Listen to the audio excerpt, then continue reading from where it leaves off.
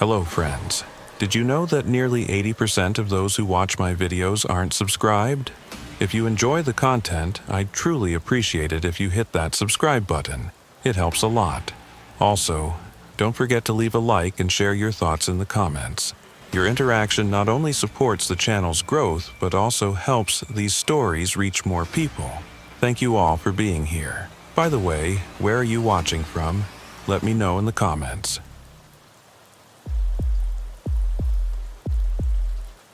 The load was light that night. Just empty chemical drums heading back to the depot in Louisville. I'd been running Interstate 65 through Kentucky for 12 years, knew every curve, every rest stop, every spot where the state troopers like to hide with their radar guns. It was past 2 in the morning when I saw the Buick, parked crooked on the shoulder, hazards still blinking weak orange in the darkness. Door hanging open like someone left in a hurry. I've passed 1,000 abandoned cars over the years. Usually out of gas, maybe a blown tire, sometimes just drunks who wandered off into the woods to take a leak and got lost. But something about this one made me ease off the accelerator. Maybe it was how new the car looked. One of those fancy sedans with the chrome trim and leather seats you could smell from 10 feet away. Maybe it was the way the interior light was still on. Battery not dead yet, which meant it hadn't been sitting there long. Or maybe it was the briefcase on the passenger seat, expensive-looking thing with gold clasps that caught my headlights as I rolled past. I pulled over about 50 yards ahead and sat there for a minute, engine idling. The CB was quiet, just static and the occasional distant chatter from truckers too far away to make out clearly. I grabbed my flashlight from the glove box, one of those heavy mag lights that doubles as a club if needed, and walked back along the shoulder. The night was humid, that thick Kentucky summer air that makes you sweat just standing still. Crickets were going strong in the grass, and somewhere far off I could hear another rig grinding through its gears on some distant hill. The Buick was a 2018 model, practically showroom fresh. Tennessee plates.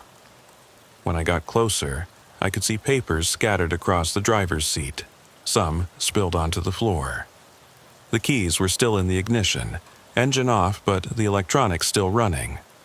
Radio playing so soft I could barely hear it. Some talk show host droning on about government conspiracies. I swept the flashlight around the interior. No blood, no signs of struggle, nothing broken, just empty. The briefcase was real leather, the kind that costs more than I make in a month. It wasn't locked. Inside, I found what looked like medical records. Thick manila folders with patient information. X-rays held up to the dome light, showing ribs and spine. The name on the files was Pearl Caffrey, address in Nashville. There were prescription bottles too, the kind they give you after surgery. Heavy stuff. But what caught my attention was the notebook tucked into the lid pocket. Handwritten notes, messy like someone was writing while driving. Following since Memphis. The first line read, "Black truck, no plates, knows my route." The writing got worse as it went on, shaky and desperate. Tried 3 exits, he's still there, can't see driver. The last entry just said, pulling over. Maybe he'll pass. But there was more. Under the notebook, wrapped in plastic like evidence, was a smartphone with the screen cracked but still working. The last video was still up, paused on a frame that showed the view out the back window. I hit play. The video was shaky, obviously filmed while driving. You could hear Pearl breathing hard, almost panting. The camera focused on a shape in the darkness behind her, headlights following too close. Then she spoke, voice tight with fear. "If something happens to me, his name is Hoyt Maddox. I treated him at Baptist General 3 months ago. Liver surgery, he shouldn't have survived what they found inside him." The truck behind her flashed its high beams and she swore, camera swinging wildly. He's been calling the hospital wanting his records destroyed. Wanting the samples destroyed. I couldn't. I had to report it to the CDC. They found something. The video cut off. I stood there on the shoulder, 18-wheeler thundering past close enough to feel the wind push against me. The smart thing would have been to call the state police, report the abandoned vehicle, let them handle whatever this was. But I looked at that name again. Pearl Caffrey. She was scared enough to document this, scared enough to keep evidence. I pocketed the phone and the notebook, then went back to my rig to grab some road flares. Marked the Buick's location nice and bright so the cops would find it. That should have been the end of it. Should have driven away, made my delivery, forgotten about Pearl Caffrey and her medical records. But when I climbed back into my cab, there was someone sitting in the passenger seat. Not sitting exactly, more like they'd been placed there. Arranged, careful, and deliberate. It was a woman, maybe 40, wearing hospital scrubs. Her skin had that gray tone that comes after the blood stops moving. Eyes open, but seeing nothing. Pearl Caffrey, based on the ID badge still clipped to her pocket. I scrambled out of the cab so fast I nearly fell off the running board. Stood there in the darkness, flashlight beam jumping around wild, looking for whoever put her there. But the lot was empty. Just me and my rig and the dead woman who hadn't been there 5 minutes ago. Then I heard it, coming from somewhere behind my trailer. Whistling, slow and casual, like someone taking a walk on a nice evening. The tune was familiar but wrong, notes bent in places they shouldn't bend. I circled wide, keeping the trailer between me and the sound, flashlight held like a weapon.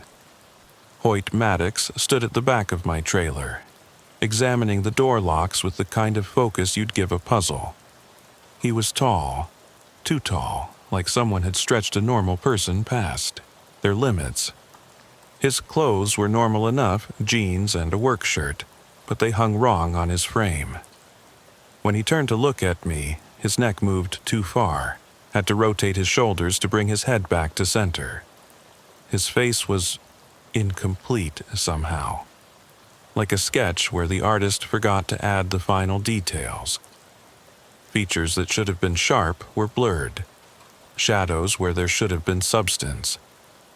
"You found her car," he said, and his voice came from too deep in his chest, resonating in frequencies that made my teeth ache. "That's unfortunate." I needed more time to clean things properly. He took a step toward me, and I saw his legs bend in too many places, joints that humans don't have, shouldn't have. She had something that belongs to me. Several somethings, actually. Pieces they cut out, samples they kept. You understand why I can't let those exist. I backed toward the cab, keeping the light on him. He didn't seem to mind, just kept walking forward with that horrible, articulated gait. "The authorities already have her files," I lied. "Found them an hour ago. Whatever you're trying to hide, it's too late." He stopped, tilted his head so far to the side his ear nearly touched his shoulder. Then he smiled, or did something with his face that might have been a smile if his mouth had worked the way mouths are supposed to work. "No," he said simply, "they don't. Because you're the kind of man who stops for abandoned cars, the kind who checks on strangers, the kind who keeps evidence because you think you're helping."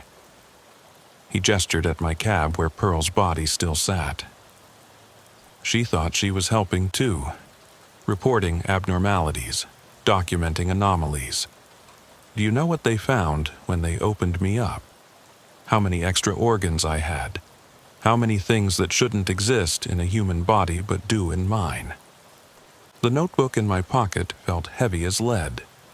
I knew I should run, get in the truck and drive, but Pearl Caffrey was still in my passenger seat and this thing that called itself Hoyt Maddox stood between me and anywhere else. "What are you?" The question came out before I could stop it. He laughed, a sound like grinding gears wrapped in meat. "I'm a patient," he said. "A medical curiosity, a case study that should have been burned instead of filed. But mostly, I'm someone who needs privacy." He moved faster than anything that size should move, covering the distance between us in 2 impossible strides. His hand, too many fingers with too many joints, reached for my throat.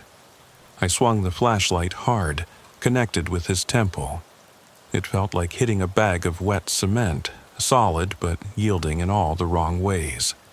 He staggered back, black fluid leaking from the wound. Not blood, something thicker, darker, with an oily sheen that reflected rainbow patterns in the flashlight beam.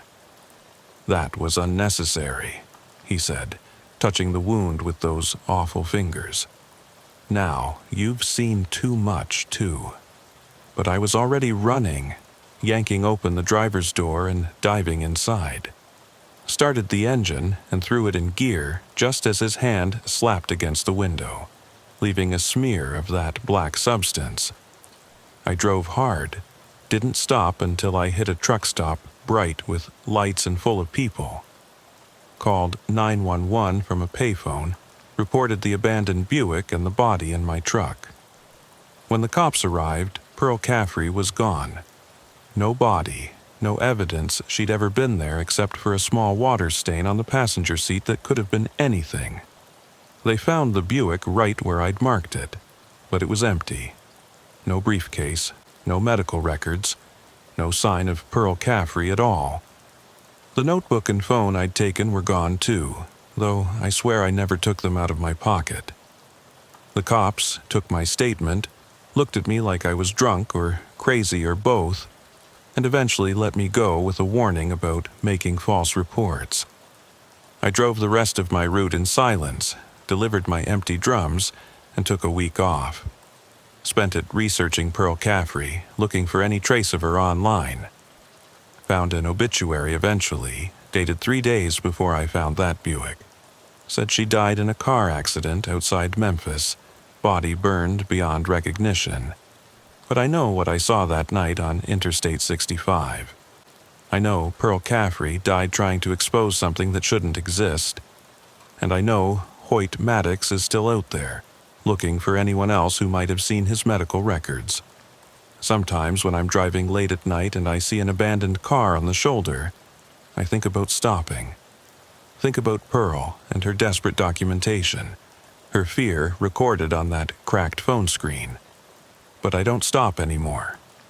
I keep driving and try not to look in my mirrors too long, because sometimes, just for a second, I see a shape back there. Too tall, moving wrong, following at exactly the same speed I'm going. Waiting for me to pull over, waiting for me to be the kind of man who helps strangers in the dark, the kind of man who stops for abandoned cars on empty highways, the kind who should know better by now but still feels that pull of conscience, that human need to help. That's what got Pearl Caffrey killed, and that's what nearly got me too. I changed my routes after that, stopped running Interstate 65 altogether. But word gets around in trucking circles. Other drivers have seen the Buick, always in different places, always with the door open and hazards blinking, always empty by the time anyone gets close enough to check. And sometimes they talk about seeing someone in their passenger seat afterward, just for a moment, wearing hospital scrubs and trying to say something important. But when they look again, there's nothing there but a small water stain that could be anything at all. Last week, a driver named Carlos told me he found a briefcase on the side of Interstate 40, real leather with gold clasps. Said it was full of medical records for someone named Pearl Caffrey. Said there were x-rays inside showing things that didn't make sense. Extra bones, organs in the wrong places, shadows where there should be empty space. I told him to leave it where he found it, to drive away, and forget he ever saw it. But Carlos is the kind of man who stops for abandoned cars, the kind who thinks he's helping. He hasn't answered his phone in 3 days. His rig was found yesterday on a dark stretch of highway near the Tennessee border. Doors open, engine still running, no sign of Carlos anywhere. But there was a water stain on the passenger seat, small and circular, like someone had been sitting there recently. The cops are calling it another missing person case, another trucker who probably wandered off into the woods. They don't want to hear about Pearl Caffrey or Hoyt Maddox or the things that shouldn't exist inside human bodies. But I know the truth. I know what happens to people who find those medical records, who see what Pearl saw in those x-rays and surgical photos. Hoyt Maddox finds them, all of them, and makes sure they can't tell anyone else about the extra parts, the impossible organs, the things growing inside him that medicine can't explain. He's patient, methodical, and he never stops looking for the evidence Pearl tried to save. Sometimes I wonder if I'm on his list too, if he knows I saw those files even briefly, if he's just waiting for the right dark highway to finish what he started. I keep driving though, because that's what I do, but I stick to well-lit routes now, busy interstates with plenty of traffic. And I never, ever stop for abandoned cars anymore, no matter how new they look or how recently someone left them. Because somewhere out there, Hoyt Maddox is still hunting for his medical records, still trying to erase the evidence of what he really is. And Pearl Caffrey is still trying to warn people, appearing in passenger seats and leaving water stains, desperate to tell her story to anyone who will listen. The thing is, I don't think she's a ghost. I think she's something else. Something Hoyt made her into when he caught up with her that night. Something that can only exist for moments at a time. Just long enough to try to warn the next person who might help. But nobody listens to dead women in hospital scrubs, and nobody believes truckers who talk about bodies that disappear and men with too many joints. So the cycle continues. The Buick appears on different highways and people keep stopping to help. I saw it again last night, parked on an off-ramp near Bowling Green. Same Tennessee plates, same door hanging open, same weak hazard lights blinking in the darkness. I slowed down, almost stopped. Felt that old pull of conscience telling me to check if someone needed help. But then I saw him in my mirrors, standing at the edge of the trees, tall and wrong and patient, waiting to see what I would do. I pressed the accelerator and kept driving, left the Buick and its mysteries for someone else to find, because that's the thing about highways at night. They're full of abandoned things, cars and people and secrets that should stay buried. And sometimes the kindest thing you can do is keep driving, leave the Good Samaritan impulse for daylight and populated places. Pearl Caffrey learned that too late, and Carlos probably has too. But I'm still driving, still hauling loads through the darkness, still trying not to think about what's following me just outside the reach of my mirrors. The dreams are the worst part. I see Pearl trying to speak, mouth moving, but no sound coming out, holding up x-rays that show impossible things growing inside human bodies. And behind her, always behind her, Hoyt Maddox with his too many joints and his patience of a predator. In the dreams, he tells me it's just a matter of time before I stop for another abandoned car, before my conscience overrides my fear. And maybe he's right. Maybe that's why Pearl keeps appearing in passenger seats, trying to warn people like me who can't quite shake the need to help. But for now, I keep driving. Empty chemical drums to Louisville, full loads back to Nashville. Always on the bright highways, always with other traffic nearby. And when I see abandoned cars on dark shoulders, I remember Pearl Caffrey and her briefcase full of impossible medical records. I remember Hoyt Maddox and his terrible articulated walk. And I keep my foot on the accelerator, eyes forward, trying not to notice the shapes that follow just outside the range of my mirrors, waiting for the night when I finally stop to help. 3 weeks after Carlos disappeared, I got a call from his wife Maria. She was crying, could barely get the words out. Said they found Carlos wandering on a back road in Arkansas, 100 miles from where his truck was abandoned. He was alive, but wrong. Kept talking about medical files and someone named Pearl. The doctors said he'd had some kind of breakdown, maybe drugs, maybe a stroke. But Maria said when she visited him, he grabbed her arm hard enough to leave bruises and whispered that Hoyt was still looking, still cleaning up loose ends. I went to see Carlos myself the next week. The psychiatric ward was one of those old buildings that felt heavy with history, all long corridors and locked doors. Carlos was in a room at the end of the hall, sitting in a chair by the window, staring at nothing. When he saw me, his eyes focused for just a moment. "You were right," he said. "Should have kept driving." "But she was so scared, Elwood. In the video, she was so scared." I asked him what video, but he just shook his head and went back to staring at nothing. The nurse told me he'd been like that since they brought him in. Sometimes lucid, sometimes gone. Always talking about videos and medical records that didn't exist. They'd found nothing on him when he was picked up, no phone, no wallet, nothing but the clothes on his back.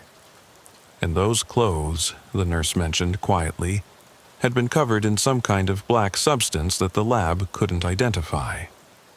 Oil, maybe, but wrong somehow. It had stained his skin too, left marks that wouldn't wash off no matter what they tried. I left that hospital knowing Carlos had found more than just Pearl's briefcase. He'd found her phone too, seen whatever else she'd recorded, whatever proof she'd tried to save. And Hoyt had found him. Done something to him that left him broken but alive. A warning maybe, or just cruel efficiency. Leave them alive but useless, unable to tell anyone what they'd seen in any way that would be believed. That night I pulled into a rest stop just outside Memphis, needed coffee and a bathroom break. The lot was mostly empty, just a few cars and another rig parked at the far end. I was walking back to my truck when I saw it. A briefcase sitting on the hood of a Honda, leather with gold clasps, exactly like the one I'd found in Pearl's Buick. My hands were shaking as I approached it, every instinct screaming at me to walk away. But I had to know. Had to see what Pearl had died trying to protect, what had broken Carlos's mind. The briefcase was unlocked, and inside were the medical files, just like before. But this time I really looked at the x-rays, held them up to the parking lot lights. What I saw there still visits me in nightmares. The skeletal structure was wrong. Too many ribs, joints that bent in impossible directions, and in the chest cavity where organs should be, there were shapes that didn't belong in any anatomy textbook. Things that looked almost like other smaller skeletons, nested inside the larger one like Russian dolls made of bone. There were surgical photos too, glossy prints that showed things I can't adequately describe, organs that pulsed with their own heartbeat, tissue that had characteristics of both plant and animal, blood that was too dark and moved too slow. The notes in the margins were in Pearl's handwriting, urgent and increasingly frantic. "This isn't human," one said. "CDC must be notified," said another, and at the bottom of the last page, underlined 3 times, "He knows I know." A hand fell on my shoulder and I nearly screamed. But it was just another trucker, older guy with a gray beard and worried eyes. "You okay, son?" he asked. "You look like you've seen a ghost." I slammed the briefcase shut, mumbled something about being tired, and started to walk away. But he called after me. "Hey, that yours?" pointing at the briefcase. I shook my head, kept walking. "Weird," he said. "Could have sworn I saw you put it there." I turned around and the briefcase was gone. The Honda was gone. The old trucker was gone. I was standing alone in an empty rest stop. No other vehicles in sight. No lights except my own rig's parking lamps. The air felt thick, charged, like the moment before lightning strikes. And then I heard that whistle, that same wrong tune I'd heard the night I found Pearl in my cab. It was coming from everywhere and nowhere, surrounding me like fog. I ran for my truck, fumbled with the keys, got inside and locked the doors. The whistling stopped abruptly, replaced by silence so complete it felt like pressure in my ears. Then the CB crackled to life, though I hadn't turned it on. "You're persistent," Hoyt's voice said through the static. "Most people stop looking after the first warning. But you keep seeking, keep searching, keep finding things that were meant to stay lost." "I'm not looking for anything," I said to the empty cab. "I just want to be left alone." The CB crackled again, and this time the voice was different, lighter, female. Pearl's voice. "He can't let you go," she said. "You've seen too much. We've all seen too much. But maybe that's the point. Maybe someone needs to see, needs to remember, needs to know the truth, even if they can't tell it." The radio went dead. I sat there until dawn, afraid to drive, afraid to stay still. When the sun finally came up, the rest stop was full of cars again, families stopping for breakfast, other truckers checking their loads. Normal world reasserting itself like the night had been a dream. But I knew better. I'd seen the x-rays, the surgical photos, the evidence of something wearing a human shape but being something else entirely. I still drive, still haul loads through the night, but I've learned to live with the knowledge that Hoyt Maddox is out there, patient and eternal, cleaning up after himself. And Pearl Caffrey is out there too, in her own way, leaving breadcrumbs for people like me and Carlos, hoping someone will eventually put the pieces together in a way that matters. But I don't think that's possible. Some truths are too big, too strange, too dangerous to ever be properly told. The other night, I was fueling up at a truck stop near Chattanooga when a young driver approached me. Kid couldn't have been more than 25, fresh-faced and eager. He'd heard stories, he said, about abandoned cars and mysterious briefcases, about a trucker named Elwood who'd seen something impossible. He wanted to know if the stories were true. I looked at him, this kid with his whole driving career ahead of him, and I lied. Told him it was all truck stop folklore, stories drivers tell to pass the time on long hauls. But as he walked away, I saw Pearl in my passenger seat again, just for a moment. She was holding up an x-ray, pointing at something in the chest cavity, something that shouldn't exist. And in my mirrors, far back in the shadows beyond the fuel island lights, I could see Hoyt watching, waiting, making sure I kept my mouth shut about the things that grow inside him, the extra parts that make him something other than human. The truth is, some loads are too heavy to carry, even for those of us who make our living hauling weight from one place to another. Pearl tried to carry the truth, and it killed her. Carlos tried, and it broke his mind. And me? I carried just enough to know I should keep driving, keep quiet, and never, ever stop for abandoned cars on dark highways. Because Hoyt Maddox is still out there, still cleaning up, still making sure his medical records stay destroyed. But sometimes, late at night when I'm alone on some empty stretch of interstate, I think about those x-rays.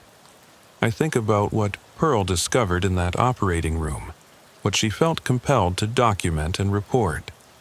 And I wonder if there are others like Hoyt, walking around in human shapes, their impossible anatomies hidden under normal clothes and pleasant smiles.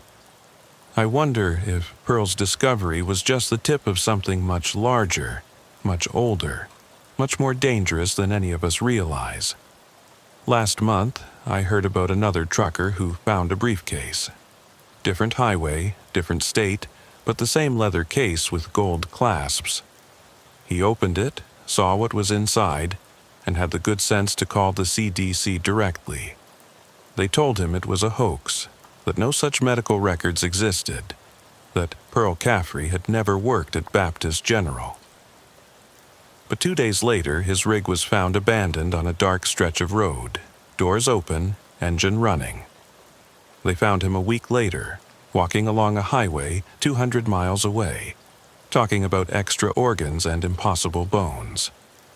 The cycle continues. The briefcase appears, someone finds it, someone disappears or goes mad, and Hoyt keeps cleaning up the evidence. And Pearl keeps trying to warn us, appearing in passenger seats, leaving water stains, desperate for someone to understand what she discovered. But understanding might be worse than ignorance. Because once you know what's out there, what's walking among us in human disguise, you can never unknow it. So, I keep driving. I stick to my routes, deliver my loads, and try not to think about what I've learned. But every time I see an abandoned car on the shoulder, every time hazard lights blink in the darkness, I remember that night on Interstate 65. I remember Pearl Caffrey and her desperate attempt to document the impossible. I remember Hoyt Maddox and his terrible patience, and I keep my foot on the accelerator, eyes forward, trying to forget that somewhere out there, things that aren't quite human are walking around in bodies that don't match their X-rays, leaving briefcases on highways for curious truckers to find, perpetuating a cycle of discovery and disappearance that never seems to end. The worst part is knowing that I'm part of it now, part of Hoyt's cleanup routine, part of Pearl's warning system, part of a story that no one will ever fully believe. Sometimes I wonder if that's the real horror, not the impossible anatomy or the extra organs, but the fact that the truth is out there, documented and real, and no one who sees it ever lives to tell it in a way that matters.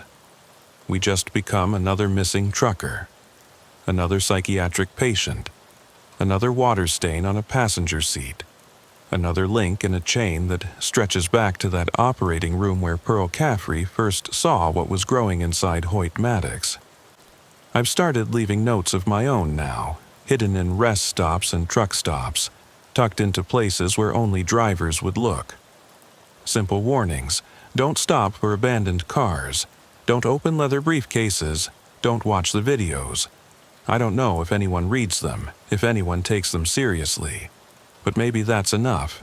Maybe, if enough of us know to keep driving, to resist that urge to help, Pearl can finally rest and Hoyt can stop his endless cleaning. But I doubt it.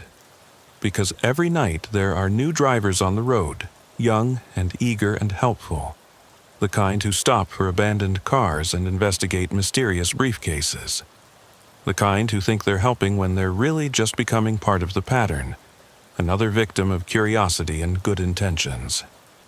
And Hoyt Maddox keeps hunting for his medical records, patient and methodical and eternal, making sure no one ever learns what Pearl Caffrey discovered in that operating room. Sometimes, in my darkest moments, I think about finding Hoyt myself, confronting him, demanding answers, trying to understand what he is and why he exists. But then I remember Carlos in that psychiatric ward, broken and babbling about videos that don't exist. I remember Pearl appearing in my passenger seat, desperate and silent and gone. And I keep driving because that's all any of us can do when faced with truths too large and strange to comprehend. The road stretches on, endless and dark, full of abandoned cars and leather briefcases, and things that shouldn't exist but do. And I'm just another trucker, hauling loads through the night, trying not to think about what's following me in the mirrors, what's waiting on the shoulder, what's growing inside bodies that look human but aren't. The highway doesn't care about our fears or our discoveries. It just goes on, and so do we, carrying our loads and our secrets, never stopping for abandoned cars, never opening briefcases, never watching the videos that show the truth about what's out there in the darkness, wearing human faces and hunting for evidence of their own impossible existence. The rest stops at 40 miles outside of Amarillo. one of those old concrete structures the state built in the 70s and forgot about. Restrooms that reeked of industrial disinfectant, vending machines that hadn't been restocked since Obama's first term, and parking spaces cracked like dried mud after rain. I'd been driving for 14 hours straight, hauling a load of industrial refrigeration units from Dallas to Denver, and my eyes were starting to play tricks on me. You know that feeling when the white lines start to blur and every shadow looks like a deer about to jump into your path? That's when you need to stop, regulations or no regulations. I pulled the Peterbilt into the back section where the big rigs park, killed the engine, and sat there for a moment in the sudden silence. 3 other trucks were already there, all dark, drivers probably sleeping. The place was lit by those harsh sodium lights that turn everything orange and throw long shadows that don't quite match up with where they should be. I grabbed my thermos, what was left of my coffee from the last stop, and climbed down from the cab. My knees popped like firecrackers. Getting old in this business happens fast, even when you're only 38 like me. The night air hit different out here, thin and dry, carrying the smell of diesel and something else, something like metal left in the sun too long. I walked toward the restroom, boots, crunching on broken glass some fool had left in the parking lot, when I noticed him. A man sitting on the concrete barrier between the truck parking and the car area, just sitting there in the dark, wearing what looked like an old military surplus jacket. Not unusual necessarily. Lots of homeless folks hang around rest stops, but something about his posture was wrong. Too straight, too still, like he was waiting for something specific. I nodded at him as I passed, trucker courtesy even to strangers, and he smiled. Not a normal smile, but one that stretched too wide, showed too many teeth.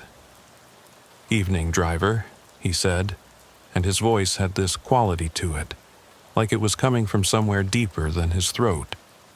"You look tired. Been pushing hard?" I told him, yeah, been on the road since dawn. He nodded slowly, deliberately, like my answer confirmed something he already knew.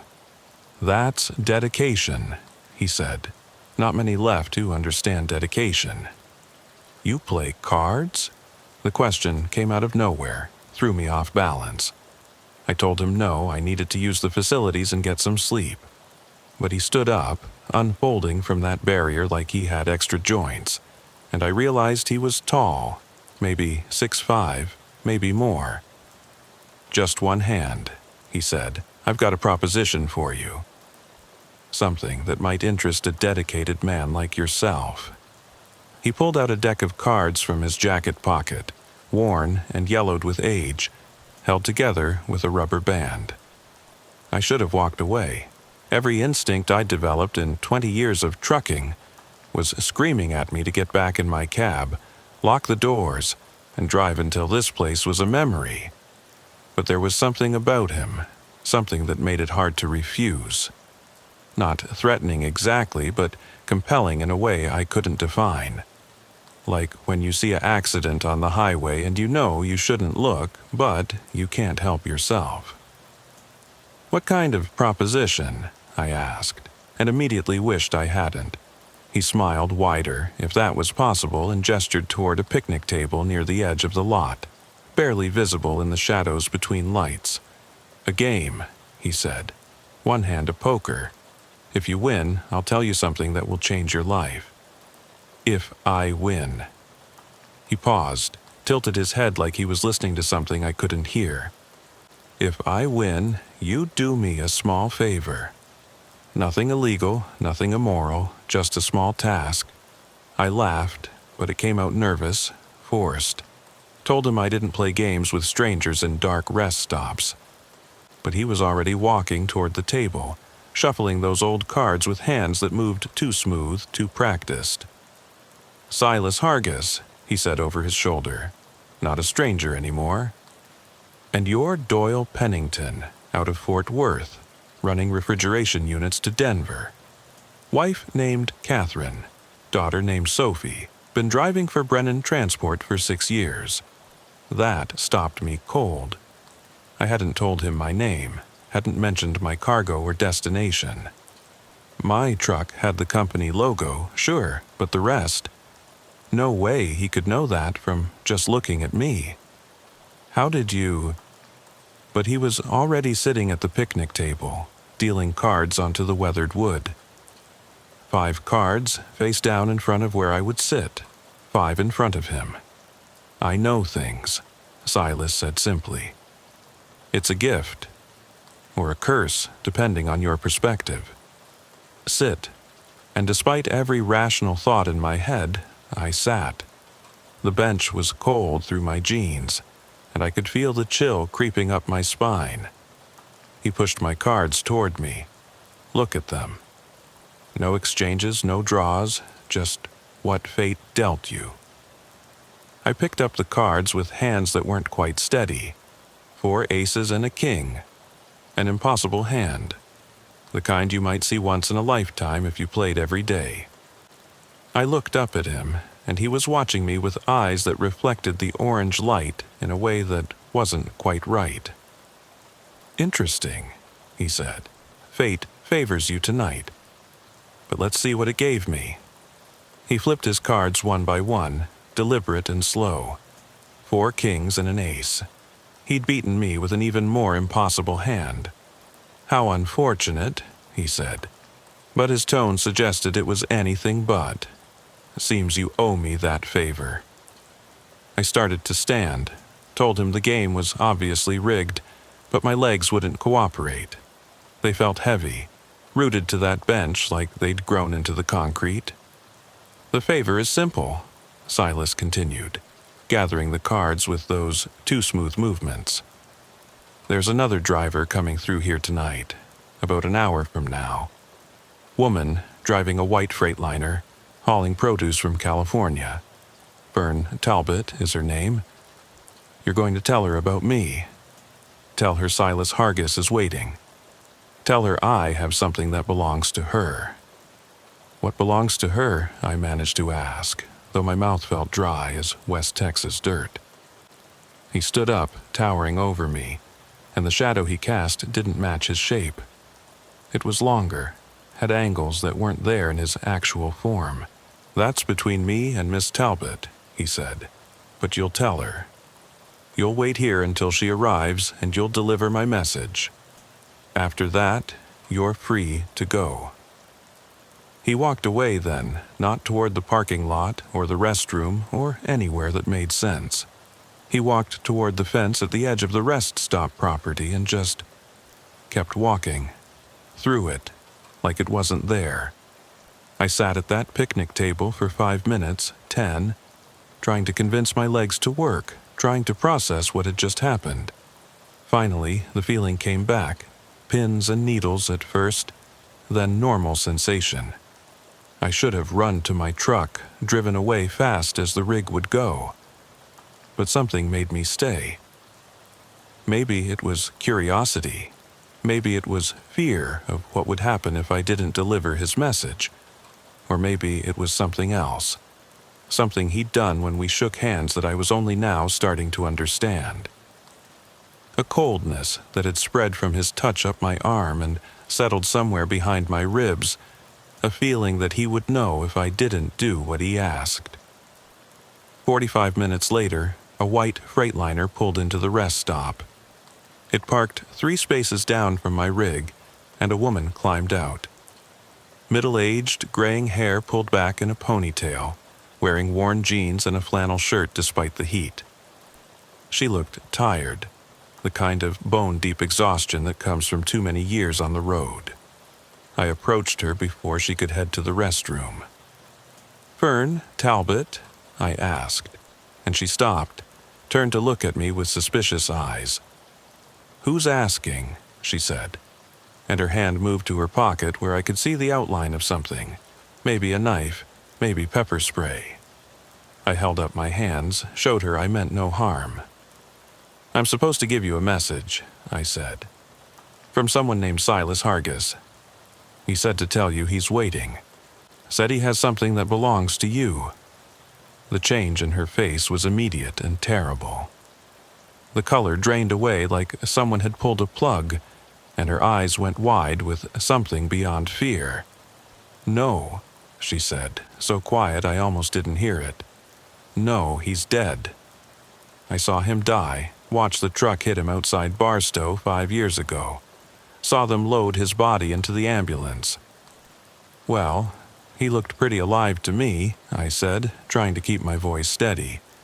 "Tall guy, military jacket, played cards with me about an hour ago." She grabbed my arm then, fingers digging in hard enough to hurt. "Did you touch him?" she asked. "Did you shake hands? Did he touch you at all?" I nodded, and she let go like my arm was on fire. "You poor bastard," she said. "You're marked now. He can find you anywhere." "What are you talking about?" "Who is this guy?" But Fern was already backing toward her truck, keys out, hands shaking so bad she dropped them twice. "He's not a guy," she said. "Not anymore." Maybe never was. "He collects things, people who break promises, who owe debts. I thought I'd paid mine, thought the accident." She stopped, looked around the rest stop like she expected him to materialize from the shadows. "What did you owe him?" I asked, but she was already climbing into her cab. "Get out of here," she said. "Drive until you can't drive anymore, then keep going. Don't stop at rest stops, don't stop for anything. Maybe if you're lucky, he'll forget about you." She started the engine, but before she could pull away, something happened to the lights. All the sodium lamps flickered once, twice, then went out completely. The only illumination came from our headlights and the stars, more stars than I'd ever seen, like the light pollution had been erased for miles around. And in that darkness, Silas Hargis stood in the middle of the parking lot, still wearing that military jacket, still smiling that too-wide smile. "Hello, Fern," he said, and his voice carried like he was using a PA system. "It's been a long time. You look well for someone who killed me." Fern's engine revved, and for a second I thought she was going to run him down. But the truck didn't move, wheels spinning in place like the parking lot had turned to ice. "That's not very polite," Silas said, walking toward us with steps that covered too much ground. "And after I've been so patient..." He stopped at her driver's side door, reached up, and tapped on the window with one finger. The glass cracked in a spiderweb pattern from that single touch. "You made a deal," he said. "Your son's life for a decade of service. You gave me 5 years, then arranged that accident. Very clever, hiring that drunk to run me down. But death isn't quite the escape you thought it would be." Fern was crying now, sobbing really, but she rolled down the cracked window. "I couldn't do it anymore," she said. "The things you made me deliver, the people you made me recruit. It was evil." Silas laughed, a sound like grinding gears. "Evil is a matter of perspective," he said. "You didn't think it was evil when your son was dying of leukemia and I offered you a way to save him. Every deal has a price, Fern. You knew that." He turned to look at me then, and his eyes were black, not dark brown or deep blue, but black like holes in his face. "Doyle here is going to help us settle our account," he said. "Aren't you, Doyle?" I wanted to say no, wanted to run, but that coldness in my chest flared up, and I found myself nodding. "Good," Silas said. "Here's what's going to happen. Fern is going to give you something from her truck. A package she's been carrying for the last 5 years, hiding it, keeping it from me. You're going to take that package and deliver it to an address I'll give you. Do that, and we're all square." "What if I don't?" I managed to ask. Silas smiled wider, and for a moment his face wasn't a face at all, but something else. Something that hurt to look at directly. "Then you join my collection," he said. like all the others who couldn't pay their debts. There's always room for one more driver on my special routes. Fern climbed down from her cab, went to the back of her trailer. She returned with a box, maybe 2 feet square, wrapped in what looked like old canvas and tied with rope. It was heavy when she handed it to me, heavier than it should have been for its size, and warm like it had been sitting in the sun. "I'm sorry," she whispered. "I'm so sorry." "The address," Silas said, and suddenly I knew it, could see it in my mind clear as a GPS display. A warehouse in Lubbock off Highway 87, Bay Door 7, leave the package and go. Don't look inside, don't ask questions, don't deviate from the route. The coldness in my chest pulsed, and I understood it was his insurance, his way of tracking me, making sure I completed the task.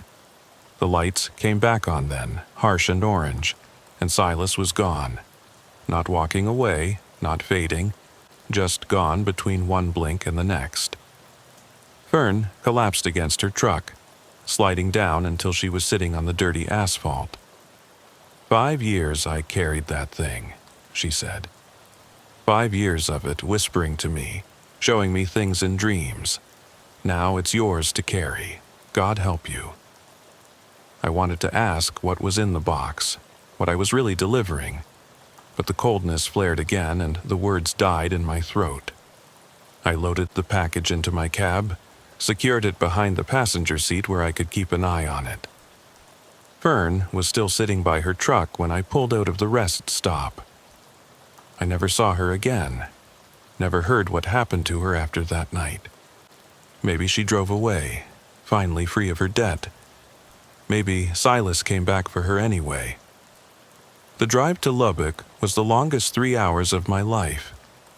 The package sat behind me, and I could feel it there like another passenger, like something alive and waiting. Sometimes I heard sounds from it, soft scratching like fingernails on cardboard.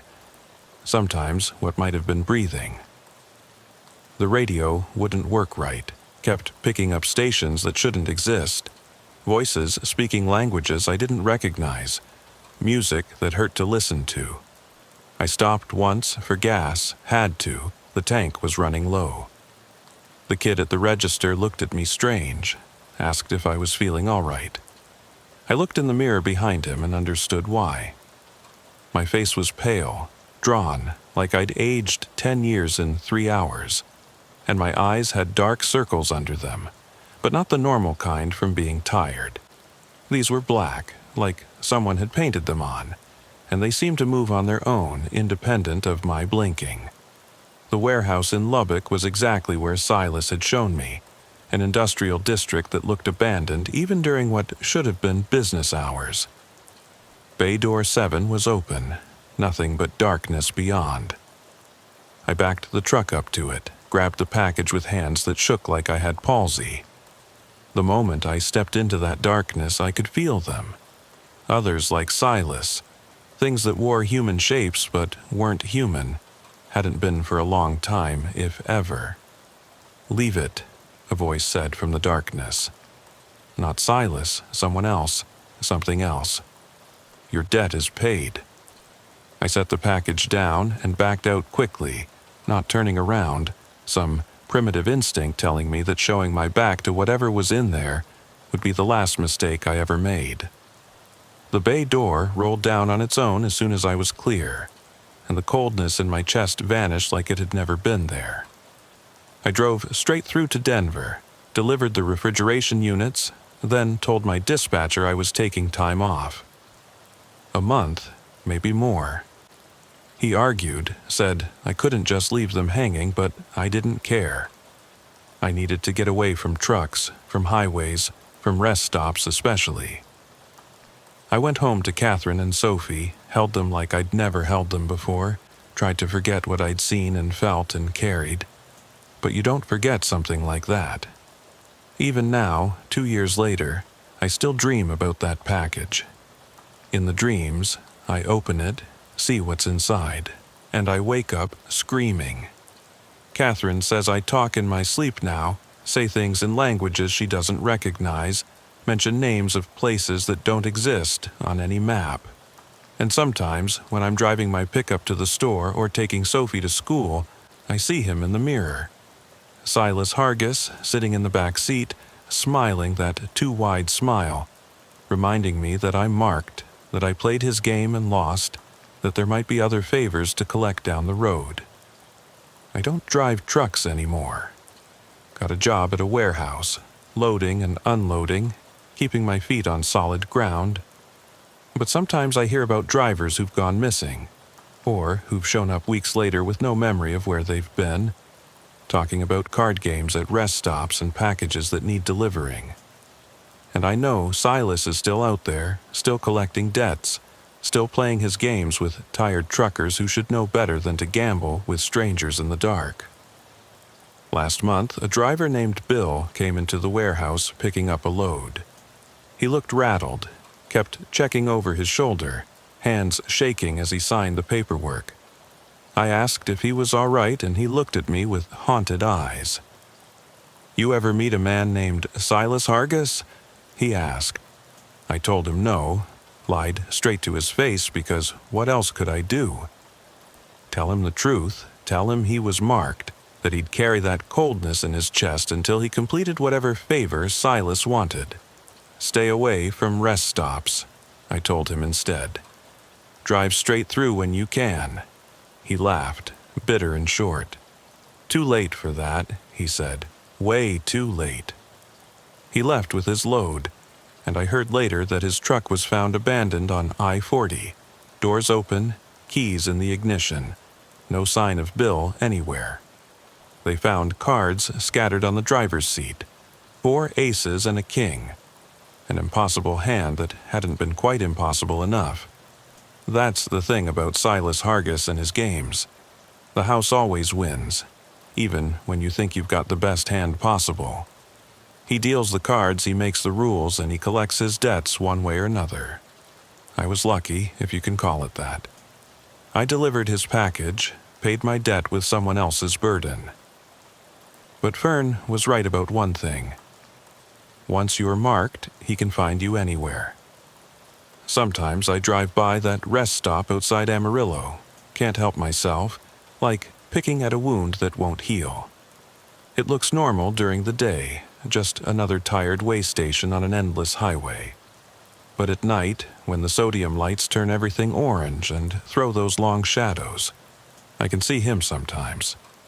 Sitting on that concrete barrier, shuffling his old cards, waiting for the next tired driver who needs to stop, who's pushing too hard, who might be willing to play just one hand.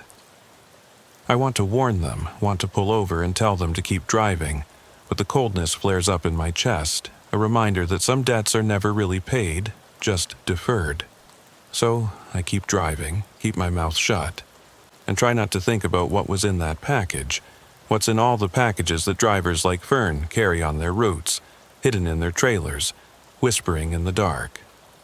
The truth is, the highways are full of things like Silas Hargis, creatures that feed on debt and desperation, that make deals with people who have nowhere else to turn.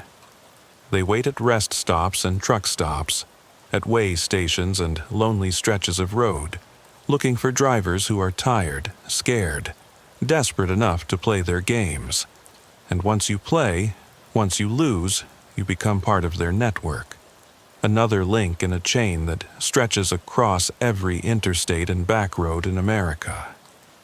I've started seeing others too, drivers with that same haunted look, that same coldness behind their eyes. We recognize each other, nod in passing, but never speak about what we've seen, what we've done, what we've delivered in the dark. It's a brotherhood of the damned, bound together by impossible card games and packages that shouldn't exist. We're all waiting for the next favor, the next task, the next time Silas or something like him needs a delivery made. Catherine thinks I'm paranoid, says I need therapy, maybe medication.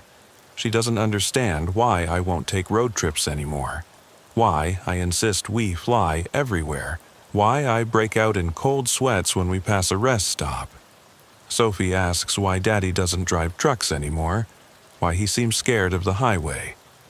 I tell her it's because I want to spend more time at home, but she's smart, knows there's more to it than that. The worst part is knowing it's not over. That coldness in my chest isn't gone, just dormant, waiting. Silas Hargis didn't release me, he just put me on hold, filed me away for future use. One day, maybe tomorrow, maybe years from now, I'll feel that coldness flare up again, and I'll know it's time for another favor, another package, another delivery to a dark warehouse where things that human wait to receive what's theirs. And I'll do it because the alternative is worse. I've heard stories about drivers who refused their second favor, who tried to run or hide or fight back. They don't die, not exactly. They become something else, something that serves Silas and his kind more directly. They drive trucks that don't appear on any company register, hauling loads that don't show up on any manifest, making deliveries to addresses that don't exist in our world but do in theirs. There's a whole shadow economy out there, running parallel to the real one, using our highways and our trucks and our drivers to move things that shouldn't be moved. And once you've glimpsed it, once you've been part of it, you can never really leave.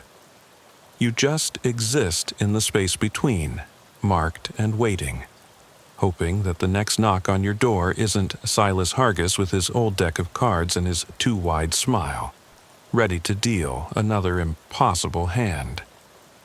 I keep thinking about Fern Talbot, wondering if she really got free, or if she's out there somewhere, driving her white Freightliner on routes that don't appear on any map, delivering packages for creatures that used to be human or never were. I think about that package I delivered, what might have been inside, what purpose it served in whatever dark economy Silas operates.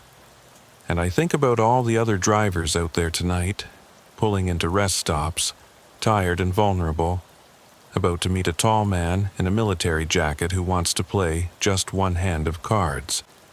If you're reading this, if you're a driver, take my advice. Don't stop at rest stops at night unless you absolutely have to. If you see a tall man in a military jacket, keep walking. If someone offers to play cards with you, especially if they seem to know things about you they shouldn't know, run. Get in your truck and drive until you can't see that place in your mirrors anymore. Because once you sit down at that table, once you pick up those cards, you're playing a game where the rules aren't what they seem, and the stakes are higher than you can imagine. The house always wins, and Silas Hargis is the house. He's been the house for longer than anyone knows, collecting debts and favors and souls, building his network one desperate driver at a time. And somewhere out there, at a rest stop you haven't reached yet, he's waiting with his deck of impossible cards, ready to make you an offer you can't refuse, ready to add you to his collection of marked drivers who deliver packages in the dark and try to forget what they've become part of. I see him sometimes in my dreams, still sitting at that picnic table, still shuffling those cards with his too smooth hands. In the dreams, I always sit down again, always play another hand, always lose. And when I wake up, that coldness in my chest is a little stronger, a little deeper, like it's growing, like it's becoming something more than just a mark.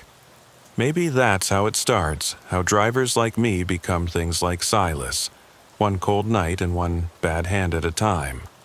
So I wait, and I watch, and I try to pretend that my life is normal, that I'm just another warehouse worker with a wife and daughter and a past I don't talk about. But late at night, when the house is quiet and I can hear the distant sound of trucks on the highway, I remember that rest stop outside Amarillo. I remember Silas Hargis and his impossible cards, Fern Talbot and her terrible burden, and the package that whispered in the dark all the way to Lubbock. And I know that somewhere out there, another driver is pulling into a rest stop, tired and alone, about to meet a stranger who wants to play a friendly game of cards. The cycle continues, the network grows, and Silas Hargis smiles his too wide smile. dealing hands that can't be won, collecting debts that can never really be paid. That's the game. That's always been the game, and once you sit down at that table, you're playing whether you want to or not, for stakes you won't understand until it's far too late to fold. The stretch of Highway 287 through North Texas at 3 in the morning is about as empty as roads get in America.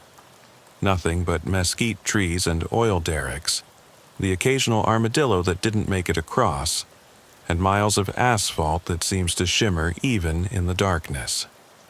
I'd been hauling a load of construction equipment from Oklahoma City down to Houston, making good time on account of the roads being clear and the weather holding steady. 23 years I'd been driving these routes, and I'd gotten pretty good at reading the rhythms of the night, knowing which stretches to push through and which ones to take careful. That's why the lights in my mirror didn't sit right with me from the start. Red and blue, sure, but the pattern was off.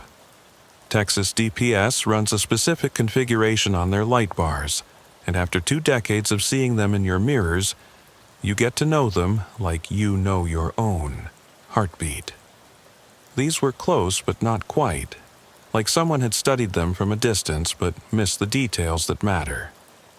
Still, you don't ignore police lights, not if you want to keep your CDL and your job, so I started easing over to the shoulder. The Peterbilt rumbled to a stop on a particularly dark stretch. No streetlights for miles, just scrub brush and the distant glow of pump jacks working through the night. I kept the engine running, hazards on, and waited. Standard procedure as the officer approaches. You keep your hands visible. You be polite and professional even if you're tired as hell and just want to make your delivery deadline. But this one, he sat back there for a long time, maybe 5 minutes, lights still spinning but no movement from the vehicle. When he finally got out, something was immediately wrong with how he moved. Too casual, like he was walking up to chat with a friend rather than conducting a traffic stop. No hand on his weapon, no defensive positioning, just a leisurely stroll up the passenger side of my truck. He was tall, wearing what looked like a Texas Highway Patrol uniform, but even in the dark I could tell it wasn't quite regulation. The badge was too shiny, caught the light wrong, and the hat sat at an angle that no real trooper would tolerate. He knocked on my passenger door 3 times, deliberate and slow. I leaned over and rolled down the window, and that's when I got my first good look at his face. Clean-shaven, maybe 35, with eyes that were too calm for a night shift traffic stop. Real cops have a certain tension to them out here, always watching for threats, always ready. This guy looked like he was enjoying himself. "Evening, driver," he said, and his accent was all wrong. Not Texas, not Oklahoma, something else, something that sounded practiced but not quite natural. "License and registration, please." I handed them over through the window, watched him study them with a flashlight that looked like it came from a hardware store rather than police supply. "Virgil Boone," he read out loud, like he was tasting the name. "That's a good strong name. Biblical. That should have been my second warning. Real cops don't make small talk about your name during a traffic stop." But I was tired, had been driving for 11 hours straight, and my brain wasn't firing on all cylinders. "Is there a problem, officer?" I asked, trying to see his name tag, but it was conveniently obscured by the angle he was standing. "Oh, there's definitely a problem," he said, and smiled in a way that made my skin crawl. "But not with you, Mr. Boone. Not yet, anyway. I need you to step out of the vehicle and come with me to my car.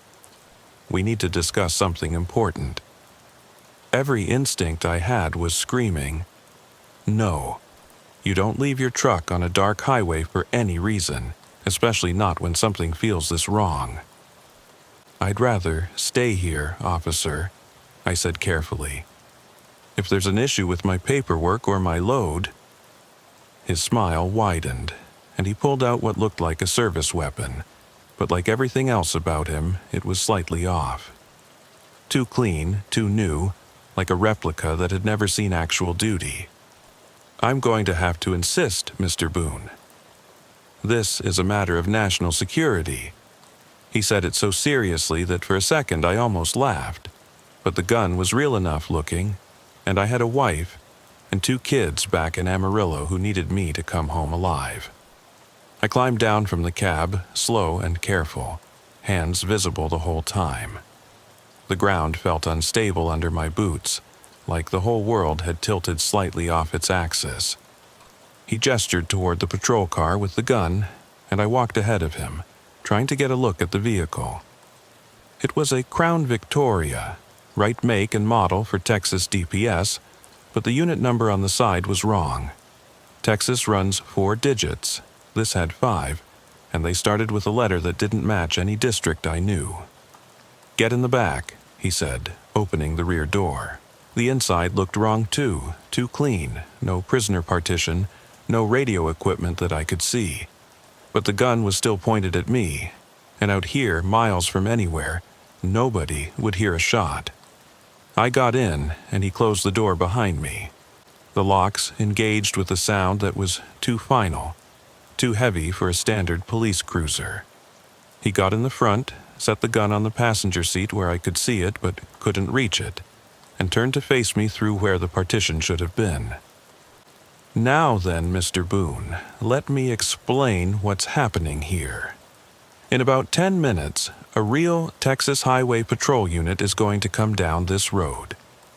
Deputy Nolan Evers, good man, family guy like yourself. He's going to find something on the highway that's going to change his life, end his career, possibly land him in federal prison." "I don't understand," I said, though I was beginning to, and the understanding was making me sick. He pulled out a plastic bag from under his seat, heavy with something wrapped in brown paper. "This is going to be in Deputy Evers' vehicle when Internal Affairs searches it tomorrow. 2 kilos of pure methamphetamine, street value about $60,000. Tragic, really, how a good cop can go bad. The stress of the job, the long hours, the temptation of easy money." "You're setting him up," I said, and he nodded like I was a bright student who'd just solved a math problem. "Very good, Mr. Boone. But here's where it gets interesting. You're going to help me do it." I started to protest, but he held up a hand. "Not by choice, I understand. But you see, your truck is going to break down in about 5 minutes. Catastrophic engine failure, very unfortunate. Deputy Evers is going to stop to help because that's the kind of man he is. And while he's helping you, checking under your hood, calling for a tow truck, I'm going to put this package in his vehicle." "Why?" I asked, though I wasn't sure I wanted to know the answer. Why frame an innocent cop? He laughed, but there was no humor in it, just a cold amusement that made the temperature in the car seem to drop. "Innocent is a relative term, Mr. Boone. Deputy Evers has been investigating something he shouldn't be investigating. Asking questions about shipments coming through this corridor, trucks that don't appear on any manifest, cargo that exists in paperwork but never in reality. He's getting close to understanding something that needs to remain hidden." He reached under the seat again, pulled out a small device that looked like a remote control. "This will disable your engine when I press it. Very sophisticated, attaches to your ECM while you were stopped. You'll never find it, and it'll dissolve in about 24 hours, leaving no trace. Your truck dies, you're stranded, Evers stops to help, and I do what needs to be done. You're just an innocent bystander who had bad luck on a dark highway." "I won't do it," I said. But even as I said it, I knew I didn't have a choice. He had the gun, he had me locked in the back of what I now realized was probably a stolen or fake police car, and we were miles from help. "You don't have to do anything," he said. "Just be yourself." act confused, frustrated, grateful when the real cop stops to help. Don't mention me, don't mention this conversation. If you do, well, that package doesn't have to end up in the deputy's car. It could end up in your truck instead. He pressed the button on the device, and even from inside the fake patrol car, I could hear my Peterbilt's engine stutter and die. The lights went out, leaving just the hazards blinking weakly in the darkness. "There we go," he said, satisfied. "Now we wait." He turned off the police lights on his car, pulled forward about a quarter mile, and parked in a small turnout hidden by mesquite trees. From there, we could see my dead truck, but would be invisible to anyone approaching from either direction. We sat in silence for maybe 7 minutes before I saw headlights approaching from the north. Real police lights this time, the pattern I knew by heart. The patrol car slowed, then pulled in behind my truck. Deputy Nolan Evers got out, and even from a distance I could see he was everything the fake cop had described. Mid-40s, built like someone who took the job seriously, moved with the careful confidence of a veteran officer. He approached my truck cautiously, hand near his weapon but not on it, flashlight sweeping the cab and the surrounding area. "This is your cue, Mr. Boone," the fake officer said, unlocking the rear door. "Walk back to your truck. Act surprised to see him. Tell him it just died on you, no warning. Be grateful for the help. And remember, I'll be watching. I'll know if you try to warn him." He held up the bag of drugs. "This can go in his car or yours." "Your choice." I got out and started walking back toward my truck, legs feeling like they were made of water. The deputy saw me coming. His hand went to his weapon, and I raised my hands immediately. "That's my truck, officer," I called out. "Engine just died on me. I was trying to find a signal to call for help. It wasn't entirely a lie, which made it easier to sell." Deputy Evers relaxed slightly but remained professional. "Where were you, sir?" he asked, and I could see him trying to piece together why I was walking from the wrong direction. "Call of nature," I said, gesturing vaguely at the brush. "Figured I'd be here a while. Might as well take care of business." He nodded, seemed to accept it. "Let's take a look at your engine, see if we can get you back on the road." I popped the hood, and we both leaned in with flashlights. Everything looked normal, no obvious problems, which of course there wouldn't be with whatever electronic device the fake cop had used. "Might be the ECM," Deputy Evers said, his Texas accent real and comfortable. "These newer trucks, everything's run by computer. One glitch and the whole thing shuts down. He straightened up, wiped his hands on his pants.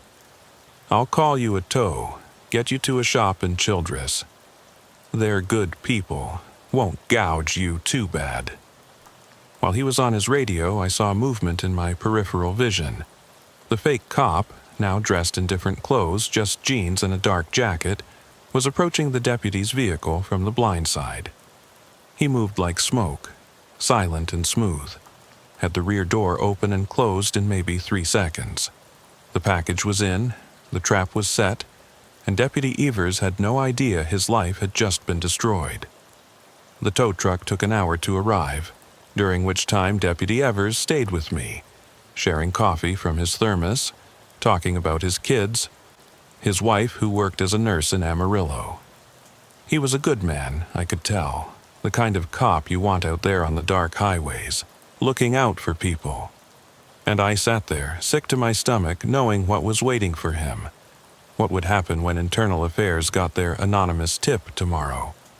When the tow truck finally arrived and hooked up my rig, Deputy Evers shook my hand. "You be safe out there, Mr. Boone," he said. "These roads can be dangerous at night.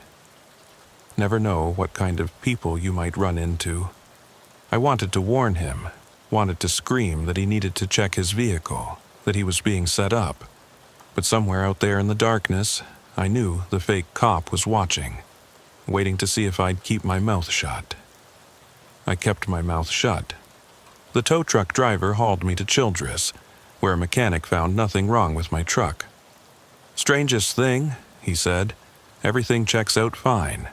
Computer's not showing any error codes, nothing. Want me to take a deeper look?" But I told him no, paid for the tow, and got back on the road. The truck started fine, ran perfect, like nothing had ever been wrong with it. 2 days later, I saw the news story. Texas Highway Patrol deputy arrested on drug charges.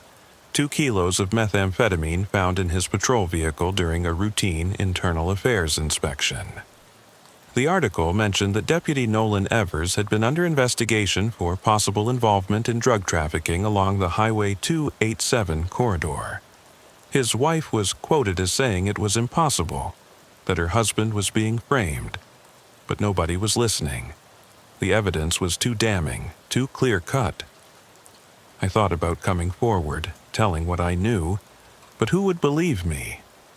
A story about a fake cop who somehow disabled my truck remotely, who planted evidence while the real deputy was helping me.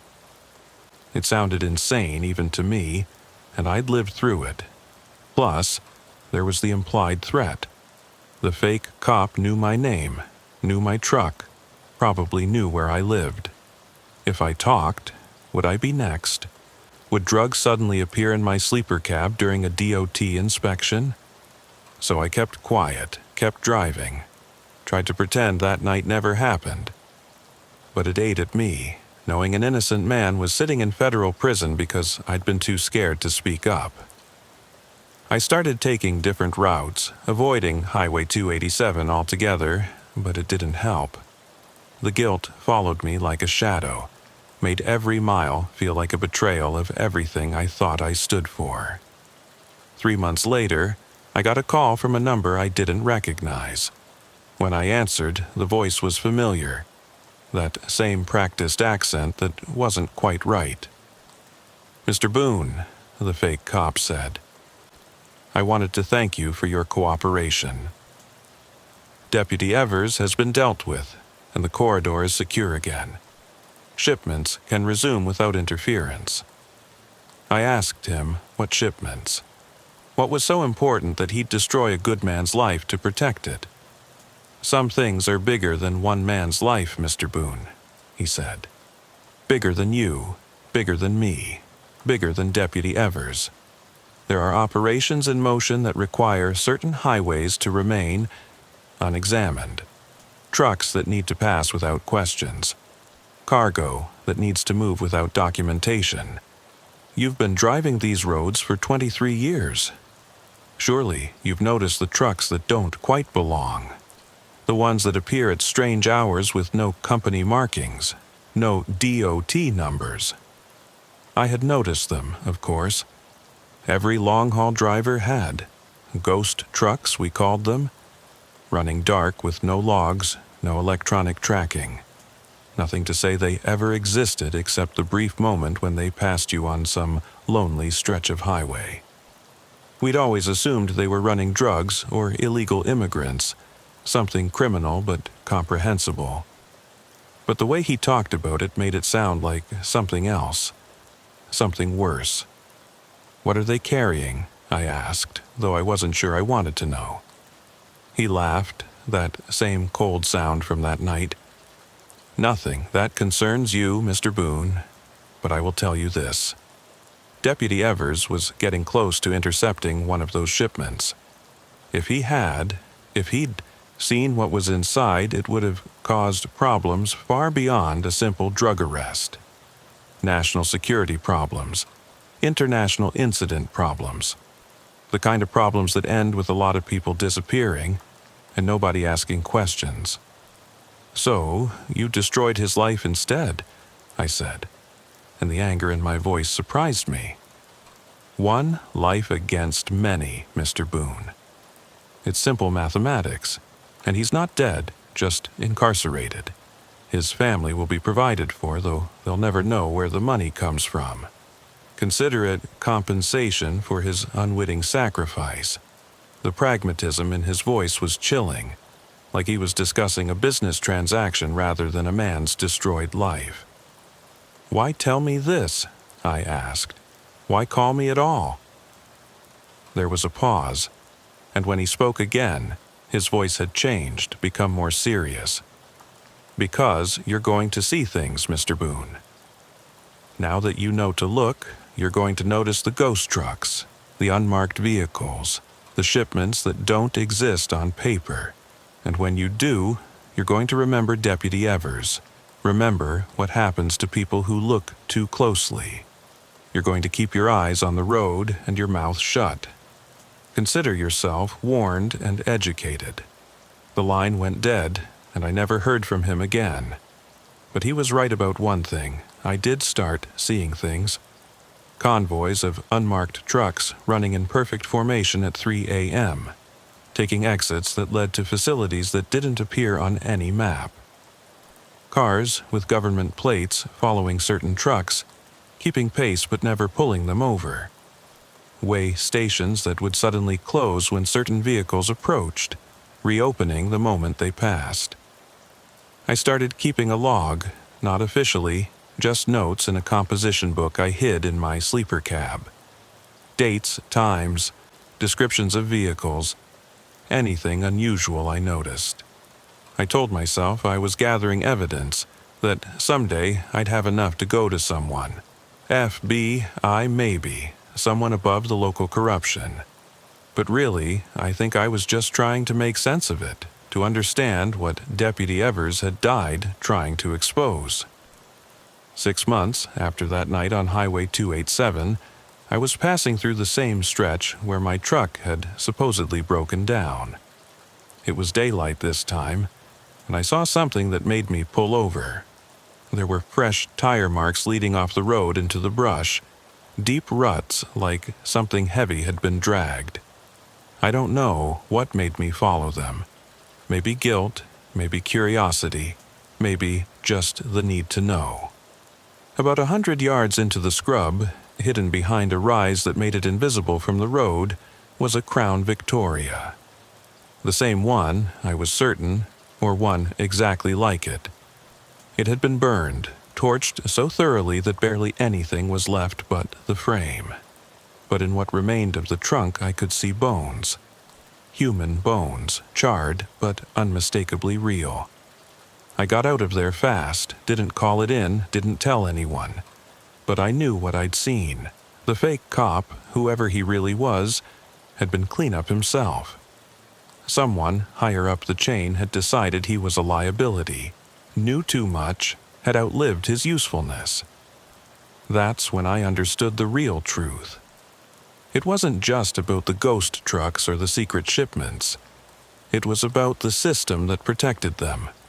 Layers upon layers of people like the fake cop. All disposable, all expendable, all working to keep something hidden. And Deputy Evers hadn't just been investigating drug trafficking.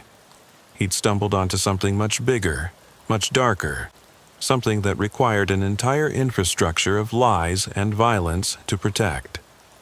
I thought about his family, his wife the nurse, his kids growing up thinking their father was a corrupt cop who'd betrayed his badge for drug money. The real betrayal was mine, sitting in that fake patrol car, walking back to my truck, playing my part in the frame-up because I was too scared to fight back. Every time I drive past that stretch of Highway 287, I think about stopping, telling someone, anyone, what really happened that night. But then I remember the bones in the burned car, remember the ghost trucks that still run their secret routes, and I keep driving. The truth is, there are things happening on America's highways that most people can't imagine. Not just drug running or human trafficking, but something else. Something that requires the destruction of good cops and the cooperation of scared truckers. I've never found out what's really in those unmarked trucks. What cargo is so sensitive that it requires this level of protection, this willingness to destroy lives. Part of me doesn't want to know. Deputy Nolan Evers is still in federal prison, will be for another 15 years if he serves his full sentence. I've thought about visiting him, telling him the truth, but what good would it do? No one would believe him if he repeated my story. It would just sound like the desperate lies of a convicted, corrupt cop. So he sits in his cell, knowing he's innocent but unable to prove it, while I drive these highways, free but carrying the weight of what I know, what I didn't do. Sometimes, late at night on empty stretches of road, I see vehicles that might be unmarked police cars in my mirrors. The lights never come on. They never pull me over, but they follow for a while, keeping pace, reminding me that I'm still being watched, that my cooperation that night bought me continued surveillance rather than freedom. I'm a part of the system now, whether I wanted to be or not, complicit in whatever secret commerce flows through these dark highways. Last week I picked up a load in Dallas, heading for Denver, same route I've run 100 times. But at the shipping office, the manager pulled me aside. "There's been a route change," he said, handing me paperwork that directed me away from Highway 287, adding 50 miles to the trip. "Department of Transportation recommendation," he explained, but something in his eyes said he knew more than he was saying. "Safer route," they said.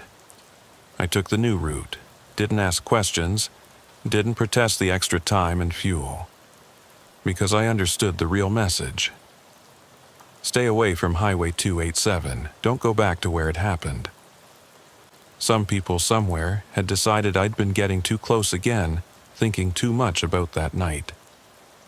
The warning was clear, even if it came disguised as a routine route change. I'm 51 years old now, got maybe another 10 years of driving in me if my back holds out.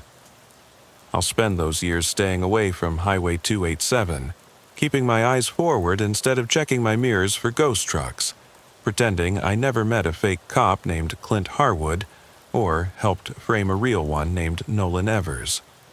But the guilt rides with me, a permanent passenger in my cab, reminding me that I'm not just a trucker anymore. I'm a co-conspirator in something I don't understand. A small cog in a machine that grinds up good men and spits out convenient lies. The highway stretches on, endless and dark, full of secrets that move in unmarked trucks and destroy anyone who looks too closely. Deputy Evers looked, and they destroyed him. The fake cop knew too much, and they burned him. And me? I keep driving, keep quiet, keep my head down and my mouth shut, because I've seen what happens to people who don't. That's the real horror of that night on Highway 287. Not what I saw, but what I didn't do, what I can never undo. Somewhere out there, the ghost trucks are still running their routes, carrying their mysterious cargo to destinations that don't officially exist. The system that protects them is still in place, still ready to destroy anyone who threatens their operations. And good cops like Deputy Evers are still out there, investigating, asking questions, not knowing that the system they serve has mechanisms in place to eliminate them if they get too close to the truth. I'll retire someday if I live that long, move somewhere far from any major highway, try to forget what I know. But you don't really retire from something like this. Once you've seen behind the curtain, once you've been part of the machinery that destroys innocent lives to protect dark secrets, you carry that knowledge forever. It changes you, makes you see the world differently, makes you understand that the real criminals aren't always the ones in handcuffs. The fake officer's dead, burned in his fake patrol car, but there are others like him, I'm sure of it. Men and women who appear when needed, who have the right uniforms and the right words, who frame the innocent and protect the guilty, who keep the secret highways secret. They're out there tonight, maybe pulling over another trucker, maybe setting up another good cop, maybe disposing of another loose end. The system continues, the ghost trucks keep running, and Highway 287 remains a dark corridor where innocent men lose their lives and guilty secrets stay buried. That's my story, the one I'll never tell officially, the one that will die with me. Deputy Nolan Evers sits in federal prison for a crime he didn't commit. His family lives with shame that isn't theirs, and I drive on through the darkness, knowing I was part of it, knowing I could have stopped it, knowing I didn't. The highway doesn't judge, doesn't care, just goes on forever, carrying its secrets and its guilt, its ghost trucks and its broken lives through the endless Texas night. The minivan was parked at an angle on the shoulder of Interstate 44, about 30 miles east of Joplin, Missouri. It was one of those newer Honda Odysseys, silver paint catching my headlights as I approached, hazard lights blinking that desperate rhythm that always makes my chest tighten. 28 years of driving truck. You see a lot of breakdowns, a lot of people needing help. Most times it's nothing, just a flat tire or overheated engine. But sometimes, especially at 2 in the morning on a stretch of highway that doesn't see much traffic, it's something else entirely. I was hauling paper products from a mill in Arkansas up to a distribution center in Kansas City. Light load that had my trailer sitting high and catching every gust of wind. The December cold had settled in hard that year, temperatures dropping into the 20s, which is why seeing a family standing outside their vehicle immediately set off my internal alarms. You don't stand outside in that kind of cold unless you have to, especially not with kids, which I could see there were, 2 of them, bundled in winter coats but still visibly shivering. The man was waving his arms as I approached, that universal distress signal of someone who desperately needs help. He looked to be in his 40s, beard going gray, wearing a fleece jacket that wasn't nearly warm enough for the weather. I eased the Kenworth onto the shoulder about 50 feet ahead of them and set the brakes. Grabbed my heavy coat and a flashlight, though I kept my phone in my hand ready to dial 911 if needed. "Thank God you stopped," the man said as I approached, and his voice had that edge of genuine panic that's hard to fake. "We've been here for 2 hours, no cell service, heater's not working, and the kids are freezing." I could see the family clearly now in the dome light from their open door. The wife was in the passenger seat, younger than him by maybe 10 years, pretty in that tired way mothers of young children often are. The kids were in the back, a girl maybe 12, and a boy who couldn't have been more than 8. "What happened?" I asked, keeping my distance but trying to sound friendly. The man, who introduced himself as Ephraim McCord, explained that the engine had just died. No warning, no strange noises, just sudden complete failure. Then the battery seemed to drain immediately after, killing the heater and most of the electronics. "It's like something just sucked all the power out of it," he said. And there was something in his eyes when he said it. A flicker of something that might have been fear or might have been something else. The daughter got out of the van then, and immediately something felt off about her. She was beautiful, unusually so for a girl that young, with long auburn hair and eyes that seemed too knowing. "Ah, I'm Delia," she said, and her voice didn't match her age either, too mature, too composed for a 12-year-old who'd been sitting in a cold car for 2 hours. "Thank you for stopping, Mr. Tuttle." I hadn't told them my name yet. I was sure of it. My truck had the company name on the door, but not my personal name. "How did you know my name?" I asked. And Ephraim stepped between us quickly, putting a hand on his daughter's shoulder. "She must have seen it on your truck somewhere," he said, but his smile was forced. "Kids notice everything, you know how it is." But I knew she hadn't seen it anywhere, because it wasn't displayed anywhere visible. "Listen," Ephraim said. changing the subject with the desperation of someone who needed to control the conversation. "I know this is a huge ask, but could you possibly give us a ride to the next town? Just to somewhere warm where we can call for help? The kids are freezing, and my wife, she's not handling this well." I looked at the wife, who hadn't said a word yet, hadn't even looked at me. She was staring straight ahead through the windshield at nothing, hands folded in her lap like she was in church. Every rule of the road says you don't let strangers in your cab. Insurance forbids it, common sense forbids it, and 28 years of experience screams against it. But it was 20 degrees outside, and there were kids involved, and what kind of man would I be if I left a family stranded in the cold? "I can call for help on my CB, I offered, trying to find a middle ground. "Get a tow truck out here, maybe a state trooper." "No," Delia said sharply, and both her parents turned to look at her with expressions I couldn't read.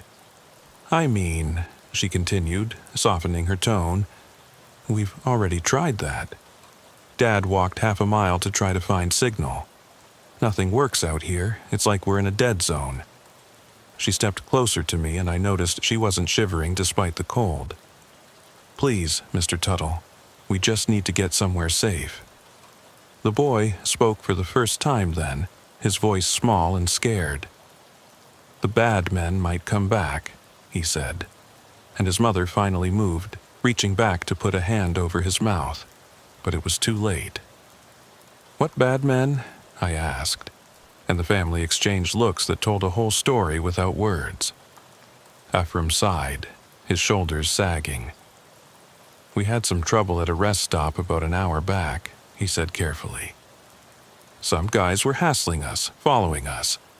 That's why we were driving so late, trying to get away from them." It was plausible enough, and it added urgency to their situation. If someone was following them, if this breakdown wasn't accidental but sabotage, then leaving them here was even worse than I'd thought. But something still felt wrong. The daughter, Delia, was watching me with those two knowing eyes, and there was something almost predatory in her gaze. Not sexual, nothing like that, but calculating. Like she was measuring me for something. "Please," the wife finally spoke, and her voice was different than I expected. Accented slightly, Eastern European maybe. "We have money. We can pay you. $500 just for a ride to the next town." She pulled out a wallet, showed me cash, crisp hundreds that seemed out of place for a family driving an older minivan. $500 for maybe a 30-minute drive was absurd, and the fact that they were offering it made me more suspicious, not less. But then the boy started crying. Real tears, the kind that come with genuine fear and cold. And my resolve weakened. "All right," I heard myself saying. "But we do this my way. I'm calling it in on the CB first, letting dispatch know I'm transporting a family. And everyone stays where I can see them." They gathered what they needed from the van quickly, 2 backpacks and a small cooler. Delia carried a canvas bag that looked heavy for its size, holding it carefully like it contained something fragile. As we walked to my truck, I noticed she stayed close to me, closer than seemed natural for a young girl with a stranger. The cab of a Kenworth W900 isn't designed for 5 people.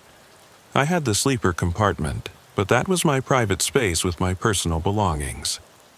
I ended up putting the parents in the passenger seat, him holding her on his lap, while the kids sat on the floor of the cab behind the seats. Not legal, not safe, but better than freezing on the highway. As soon as we were settled, I grabbed the CB to call it in, but Delia put her hand on my arm. "Please don't," she said, and there was something in her touch, a warmth that spread up my arm and made my thoughts go fuzzy. "If you call it in, the bad men might hear. They have radios, too." It made no sense, but I found myself putting the CB handset down, my hand moving without my conscious control. "That's better," Ephraim said, and his voice had changed, lost the desperate edge and become something colder, more controlled. "Now, Mr. Tuttle, we need to discuss what's really happening here." The wife turned in the seat to look at me, and her eyes were different now, pupils dilated so wide they looked black. "You've been very helpful," she said, accent thicker now. "But we need more than just a ride." I tried to shake off the drowsiness, tried to focus. "What are you people?" I managed to ask, though my tongue felt thick. Delia laughed, a sound too old for her apparent age. "We're a family," she said. "Just not the kind you're thinking of." Ephraim found me first, saved me from something worse than death. Then we found Magdalena. She gestured to the woman. And finally, little Thomas. We take care of each other, protect each other, feed together. "Feed?" I asked, though I wasn't sure I wanted to know. The boy, Thomas, had curled up in the corner, no longer crying, but watching everything with wide, frightened eyes. He seemed as scared of his family as he had been of the supposed bad men. "He's new," Ephraim explained, noticing my attention, still adjusting to our way of life. "But he'll learn, just like Delia did." The truck was rolling now, though I didn't remember starting to drive. My hands were on the wheel, my foot on the accelerator, but it felt like someone else was controlling them. We were heading east on I-44, but taking an exit I didn't recognize, onto a state road that led north into farmland. "Where are we going?" I asked, fighting against the fog in my mind. "Somewhere private," Delia said. She had moved closer, was practically leaning against me now, and that warmth from her touch was spreading through my whole body. "Somewhere we can complete the transaction without being disturbed." Transaction. The word cut through the fog for a moment. "What transaction? I'm just giving you a ride." Magdalena laughed, bitter and sad. "No, Mr. Tuttle, you're giving us much more than that. You see, we need someone with a commercial vehicle, someone who can transport certain items across state lines without being questioned. Someone with a clean record and a reputation for reliability." She pulled out a folder from one of the backpacks, thick with paperwork. "Your record is impeccable.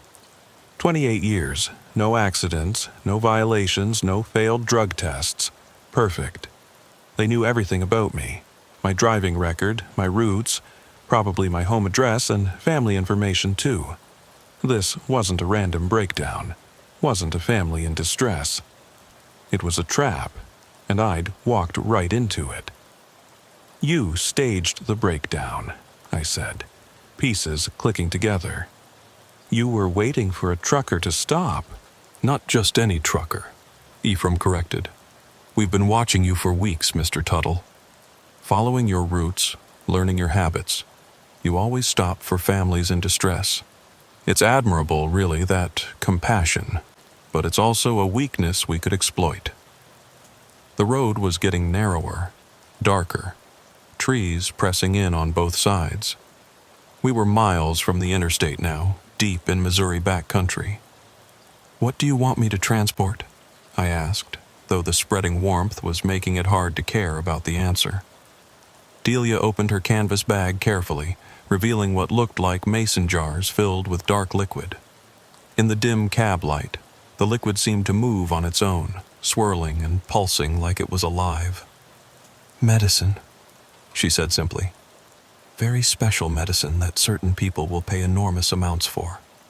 But I could see it wasn't medicine. The liquid in those jars was wrong in every way, too dark to be blood but moving like it was alive, pressing against the glass like it wanted out. "It's exactly what it needs to be," Ephraim said. "And you're going to help us deliver it to buyers across the Midwest. Your truck is perfect, above suspicion. You'll make your regular runs, and we'll add our special cargo. You'll be compensated, of course. More money than you could make in 5 years of honest hauling." But then Thomas made a sound, a whimper of pure fear, and it cut through the fog like a blade. I looked at him, really looked at him, and saw the bruises on his wrists, the hollow look in his eyes. He wasn't part of this family by choice. He was a prisoner, just like I was becoming. "You kidnapped him," I said, and Magdalena's face hardened. "We saved him," she insisted, but her voice lacked conviction. "His parents were going to hurt him, would have killed him eventually. We gave him a new family, a purpose." But Thomas shook his head violently, opened his mouth like he wanted to speak, and Delia turned to look at him with those terrible, knowing eyes. He immediately went silent, curling tighter into his corner. The truck had stopped. We were in a clearing, an old barn visible in the headlights. Other vehicles were parked there, cars and vans with out-of-state plates. People emerged from the barn, moving toward us with purposeful strides.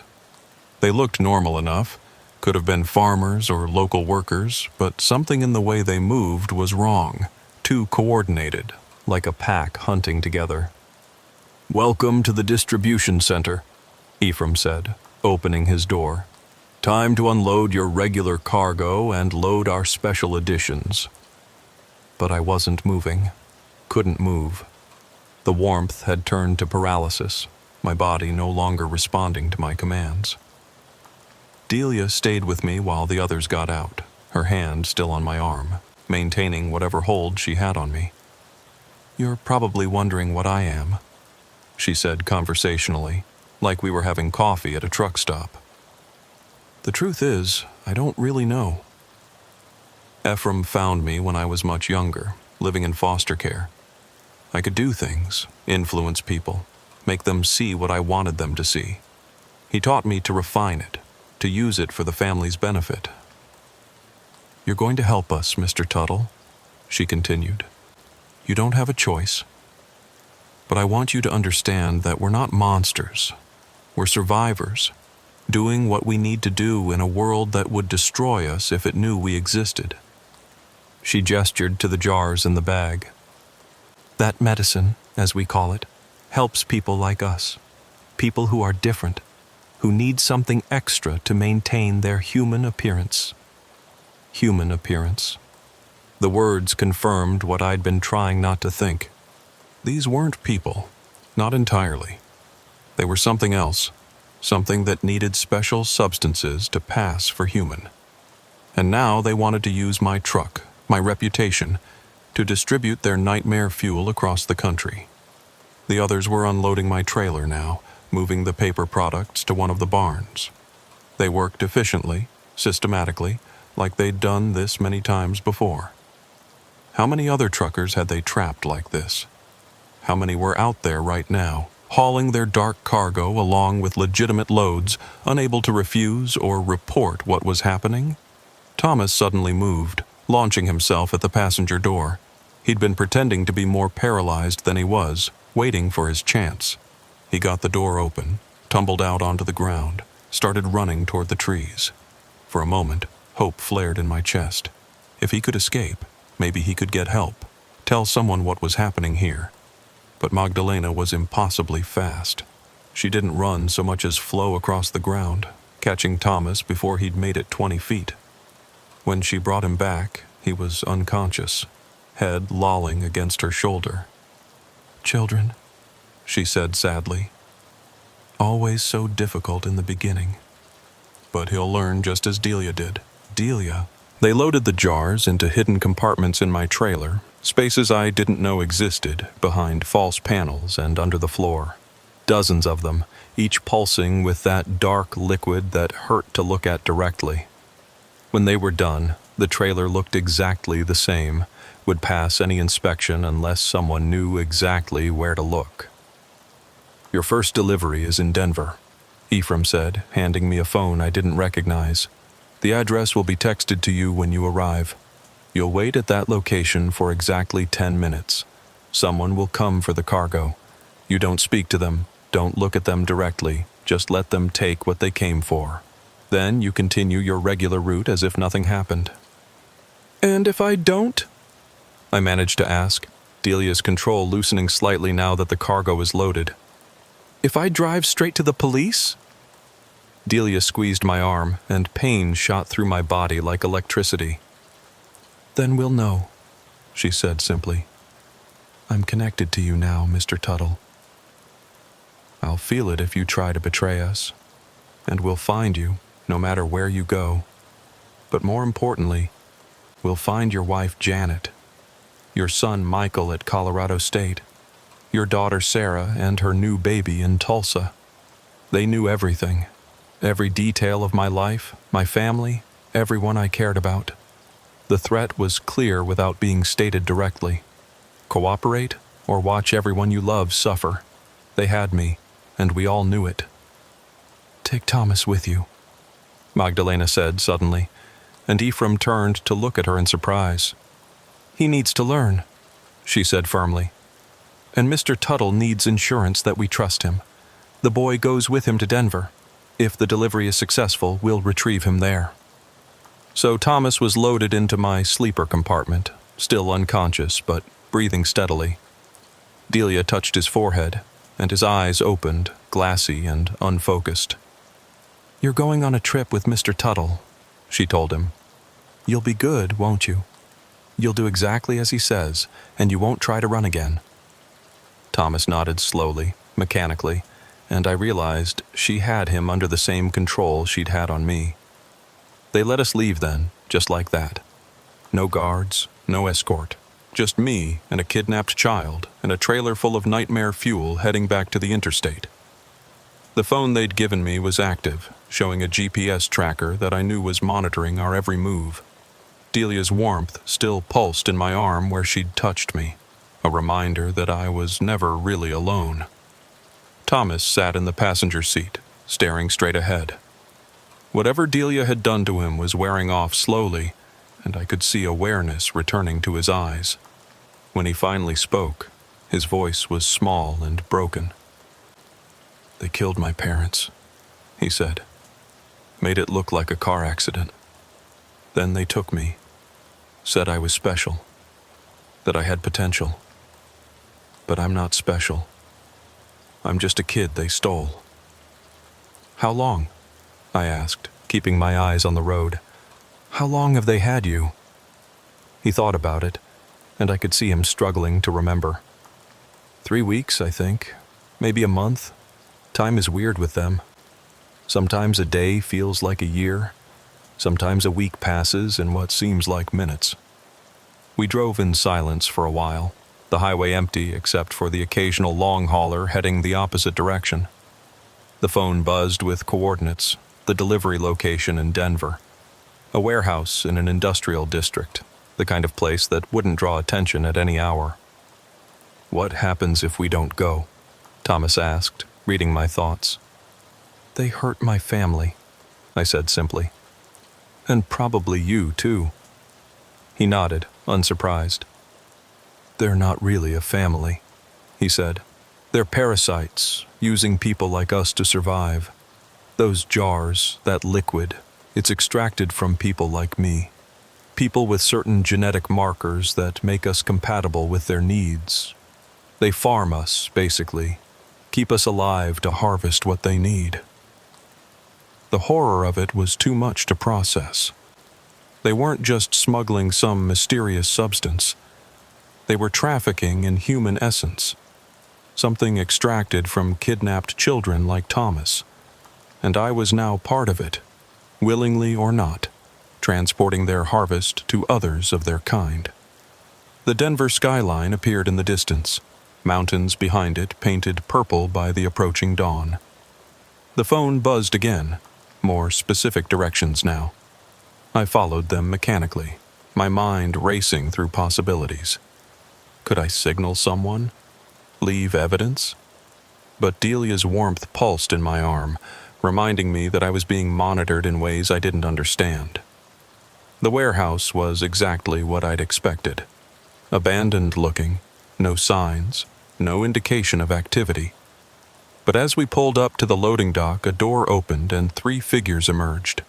They moved wrong, just like Ephraim and Magdalena had, too fluid, too coordinated. They didn't speak. Just opened my trailer and began removing specific jars, obviously knowing One of them turned to look at us through the cab window, and for a moment its face slipped, showing something underneath that made my mind refuse to process what I was seeing. They took half the jars, leaving the rest for other deliveries. The phone buzzed with new coordinates, new destinations. A network of drops across Colorado, New Mexico, Arizona.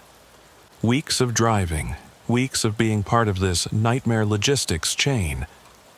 When the figures retreated back into the warehouse, Thomas grabbed my arm. "We could run now," he said desperately.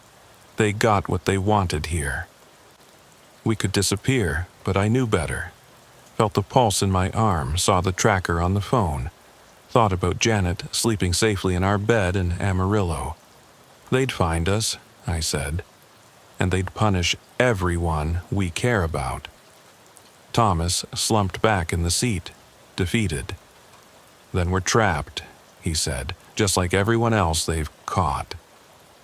After the last delivery in Las Vegas, the phone buzzed with new instructions. Return to the distribution center in Missouri. Cargo successfully delivered. Thomas would be collected there. The drive back was silent. Thomas had retreated into himself, knowing he was returning to captivity.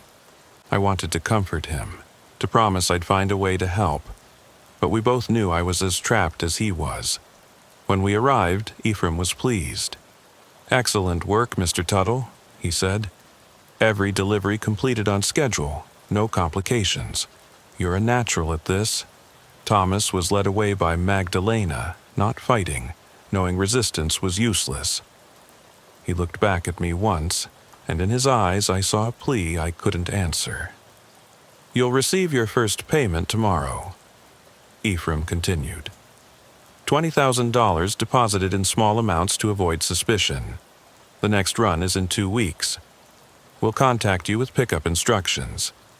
He handed me paperwork for my legitimate cargo, everything in order, no sign of what had really happened.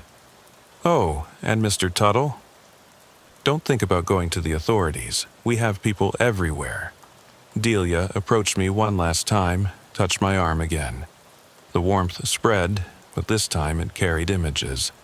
Janet at the grocery store being watched. Michael at college, walking past a van with dark windows. Sarah holding her baby, unaware of the thing standing outside her window at night. "We're always watching," Delia said softly. "Always ready to act if necessary, but if you cooperate, if you're smart, none of them ever have to know what you've become part of." I left that clearing different than I'd arrived. Still Royce Tuttle, still a truck driver with a spotless record, but now also something else.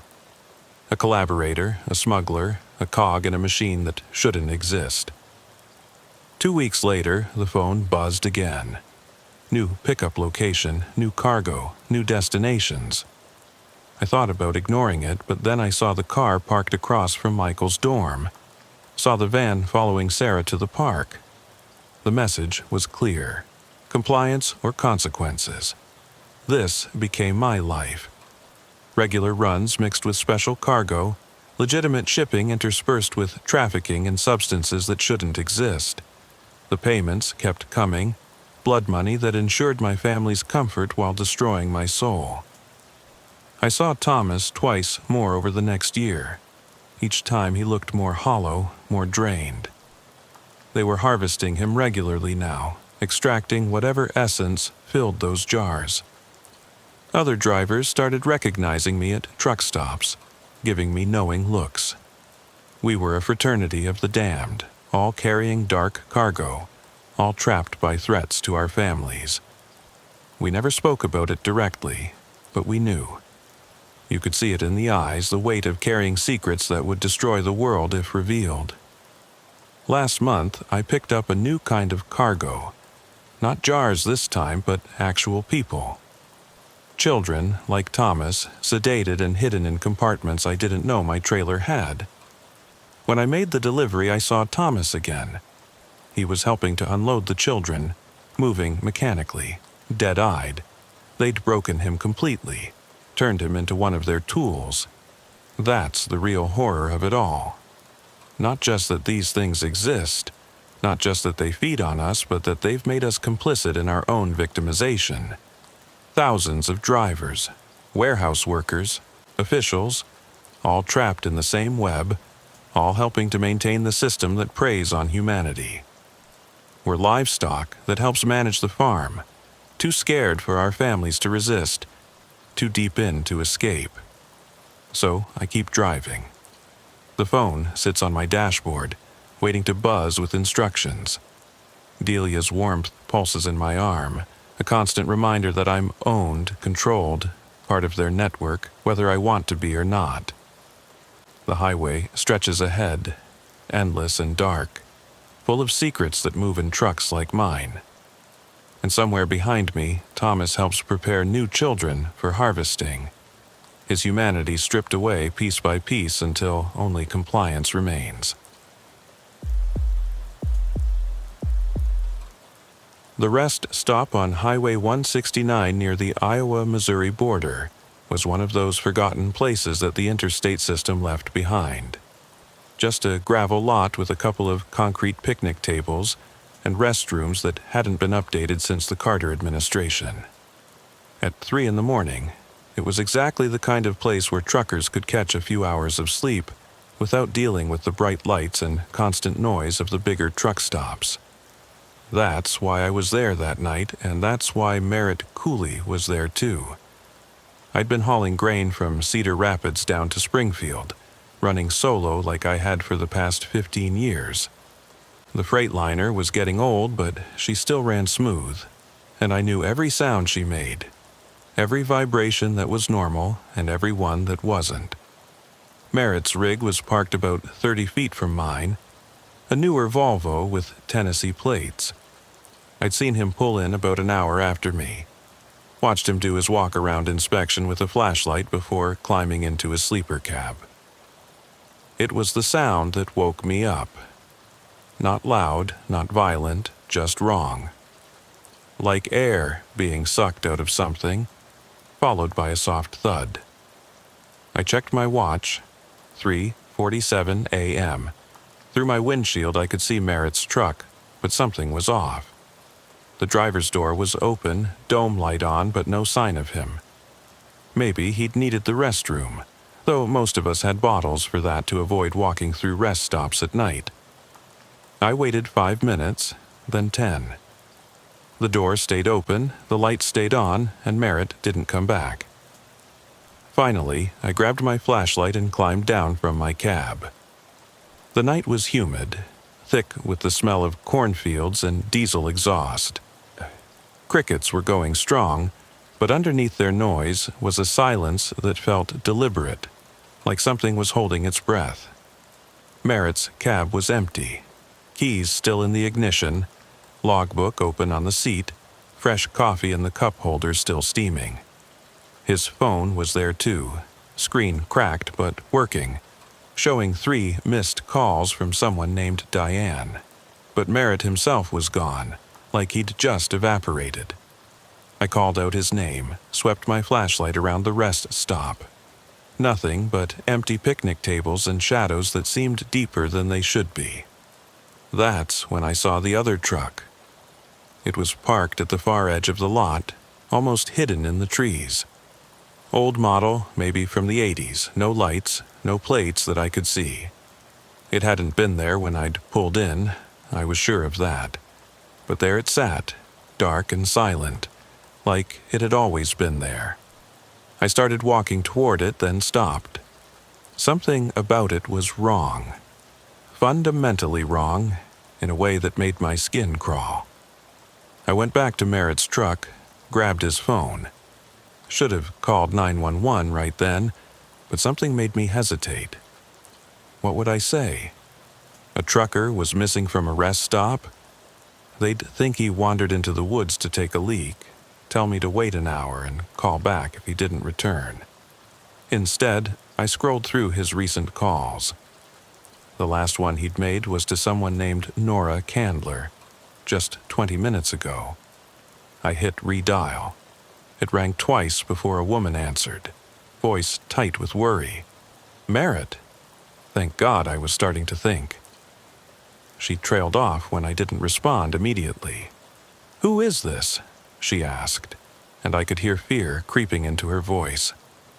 I told her my name, explained I was a trucker parked near Merritt's rig, that he seemed to be missing. Missing, she repeated, and there was something in her voice, recognition maybe, or resignation. From a rest stop on 169? I confirmed, and she was quiet for a long moment. Listen to me very carefully, she finally said. Get back in your truck right now. Lock your doors and drive away. Don't look for him, don't call the police, just leave. Lady, I can't just leave. The man might be hurt, might need help, but she cut me off. He's gone, she said flatly, just like the others. 3 truckers in the last 2 months, all from rest stops along that corridor. The police won't do anything, can't do anything. If you stay there, you'll be next. Others? The word hung in the air like a threat. What do you mean, others? What's happening here? But the line went dead. I tried calling back, but it went straight to voicemail. I stood there in the humid night, Merritt's phone in my hand, trying to process what I'd just heard. 3 truckers missing, all from rest stops like this one. And now, Merritt made 4. Movement caught my eye. Someone was walking around that old truck at the edge of the lot. Tall, thin, moving with an odd gait like their joints bent in too many places. They were looking at the ground, sweeping it with something, erasing tracks maybe. I ducked behind Merritt's trailer, killed my flashlight and watched. The figure completed their circuit of the old truck, then stood perfectly still, facing my direction. I held my breath, pressed myself against the cold metal of the trailer. After what felt like hours but was probably only seconds, the figure turned and walked back toward the trees. Not into them, but toward them. And then they were gone, like they'd stepped through a door I couldn't see.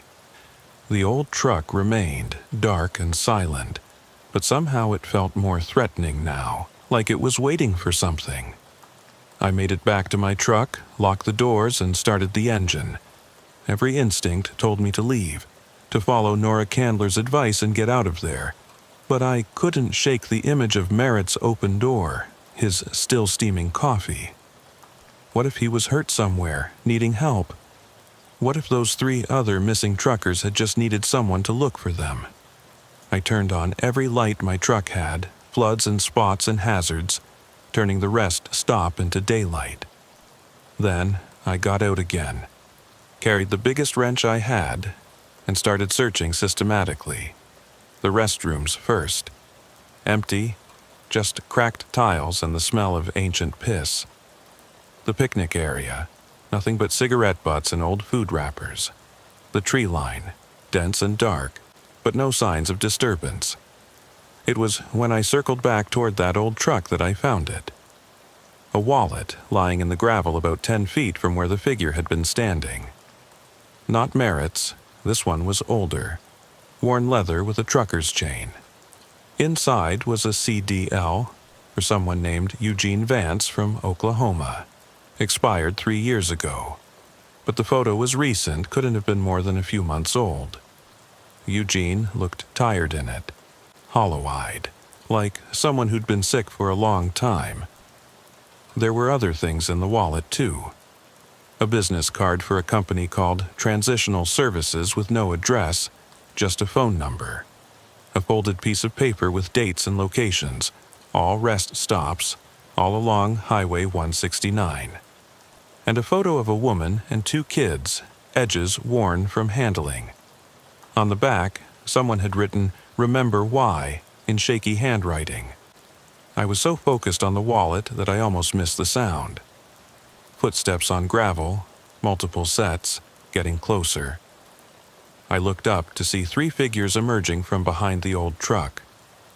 All tall, all moving with that same wrong gait, all focused on me.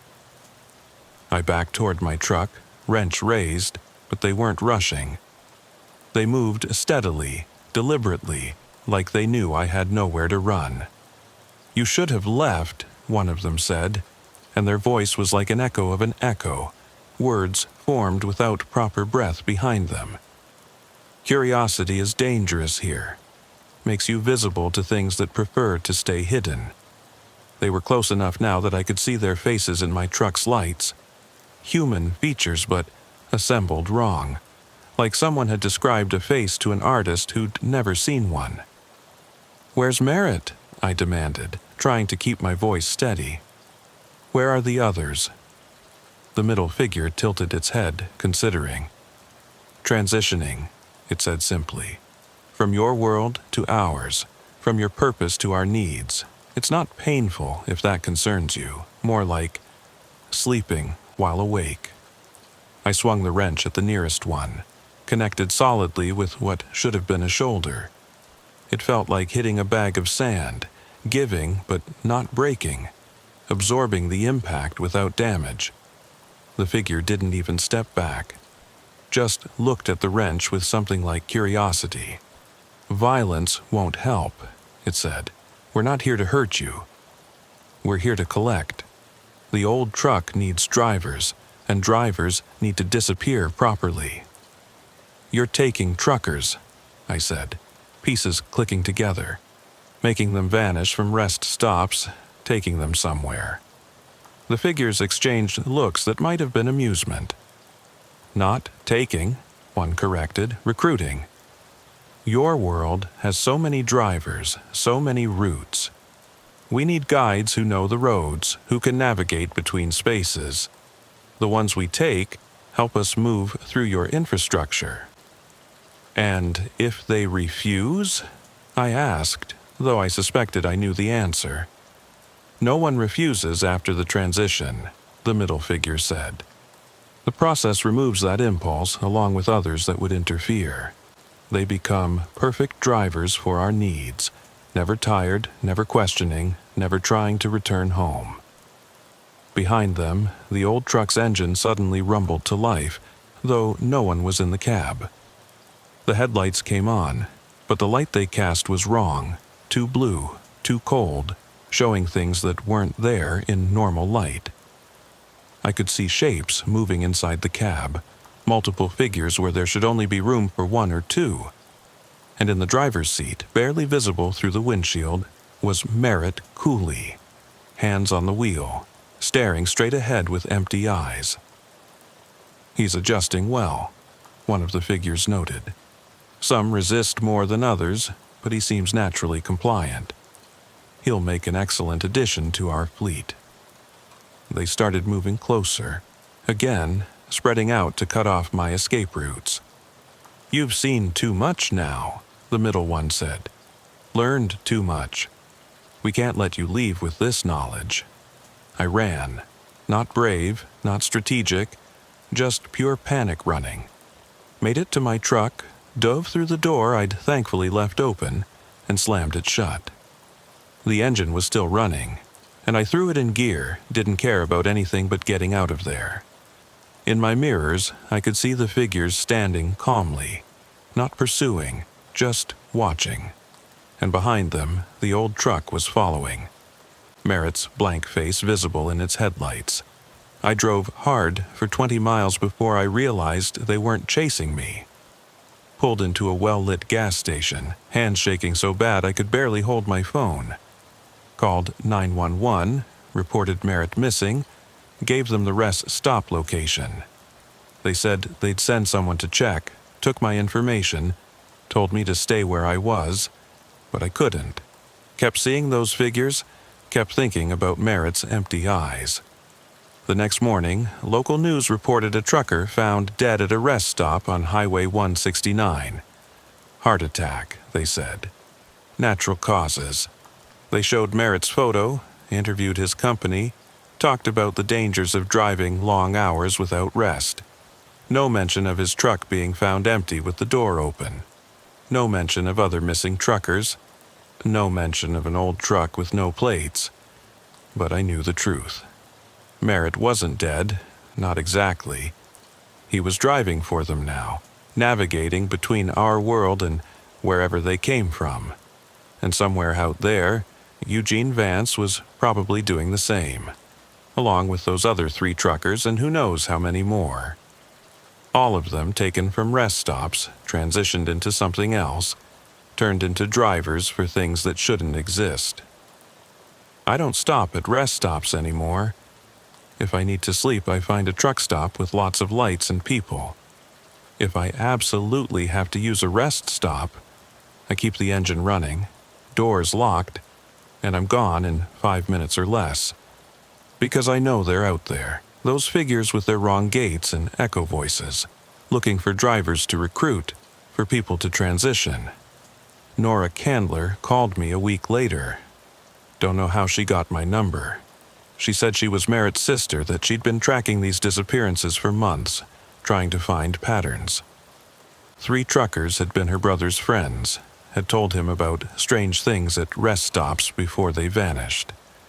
She'd warned him to be careful, but he hadn't listened, thought she was being paranoid. They're not random, she told me. They target specific drivers, solo operators, no families, routes that take them through isolated areas. They study them first, learn their patterns, wait for the perfect opportunity. She had theories about what they were, where they came from, but no real answers. Just speculation and fear, and a growing list of missing truckers that nobody else seemed to notice or care about. She sent me information she'd gathered. Photos of abandoned trucks found at rest stops, all with doors open, personal items left behind. Police reports that mentioned everything except the strangeness, always concluding with natural causes or voluntary disappearance. And something else. Grainy security footage from a truck stop in Nebraska, showing an old truck with no plates passing through without stopping for fuel, with what looked like multiple figures crammed into the cab. The last thing she sent was a map. Red dots marked where truckers had disappeared, blue lines showing their usual routes. The pattern was clear. A corridor running through the Midwest, centered on Highway 169, but spreading like veins to other routes. And at the center of it all, that rest stop where Merritt had vanished, where I'd nearly been taken to. I changed my routes after that, stayed away from that corridor, but sometimes, late at night on empty highways, I see trucks that don't look right. Old models with too many people in the cab, driving too smooth, never stopping for way stations. And I wonder if one of them is Merritt, transformed into something else, ferrying things between worlds on routes that don't appear on any map. The wallet I found, Eugene Vance's wallet, I kept it. Don't know why, maybe as proof that I didn't imagine it all. Sometimes I look at that photo of his family, wonder if they ever found out what really happened to him. The business card for transitional services, I tried calling it once. The voice that answered wasn't human, couldn't have been. It asked for my location, my route, my truck model. I hung up and threw the phone away, bought a new one the next day. That's my story, the one I'll never tell at truck stops, never share with other drivers.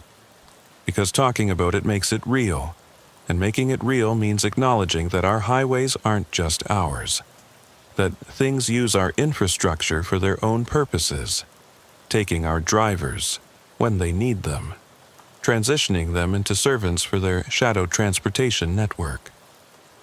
Somewhere tonight, a trucker is pulling into an empty rest stop, tired and needing sleep. Maybe they'll notice an old truck at the edge of the lot. Maybe they won't. Maybe they'll see figures moving wrong in the darkness. Maybe they'll just close their eyes and rest.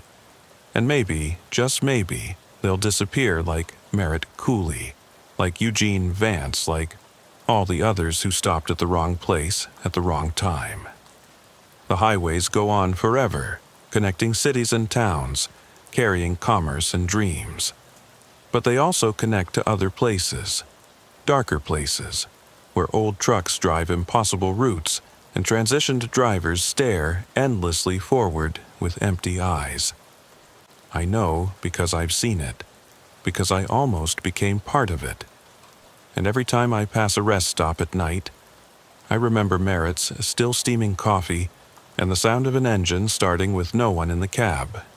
And I keep driving, always keep driving, never stopping in the dark places where the infrastructure of our world touches theirs.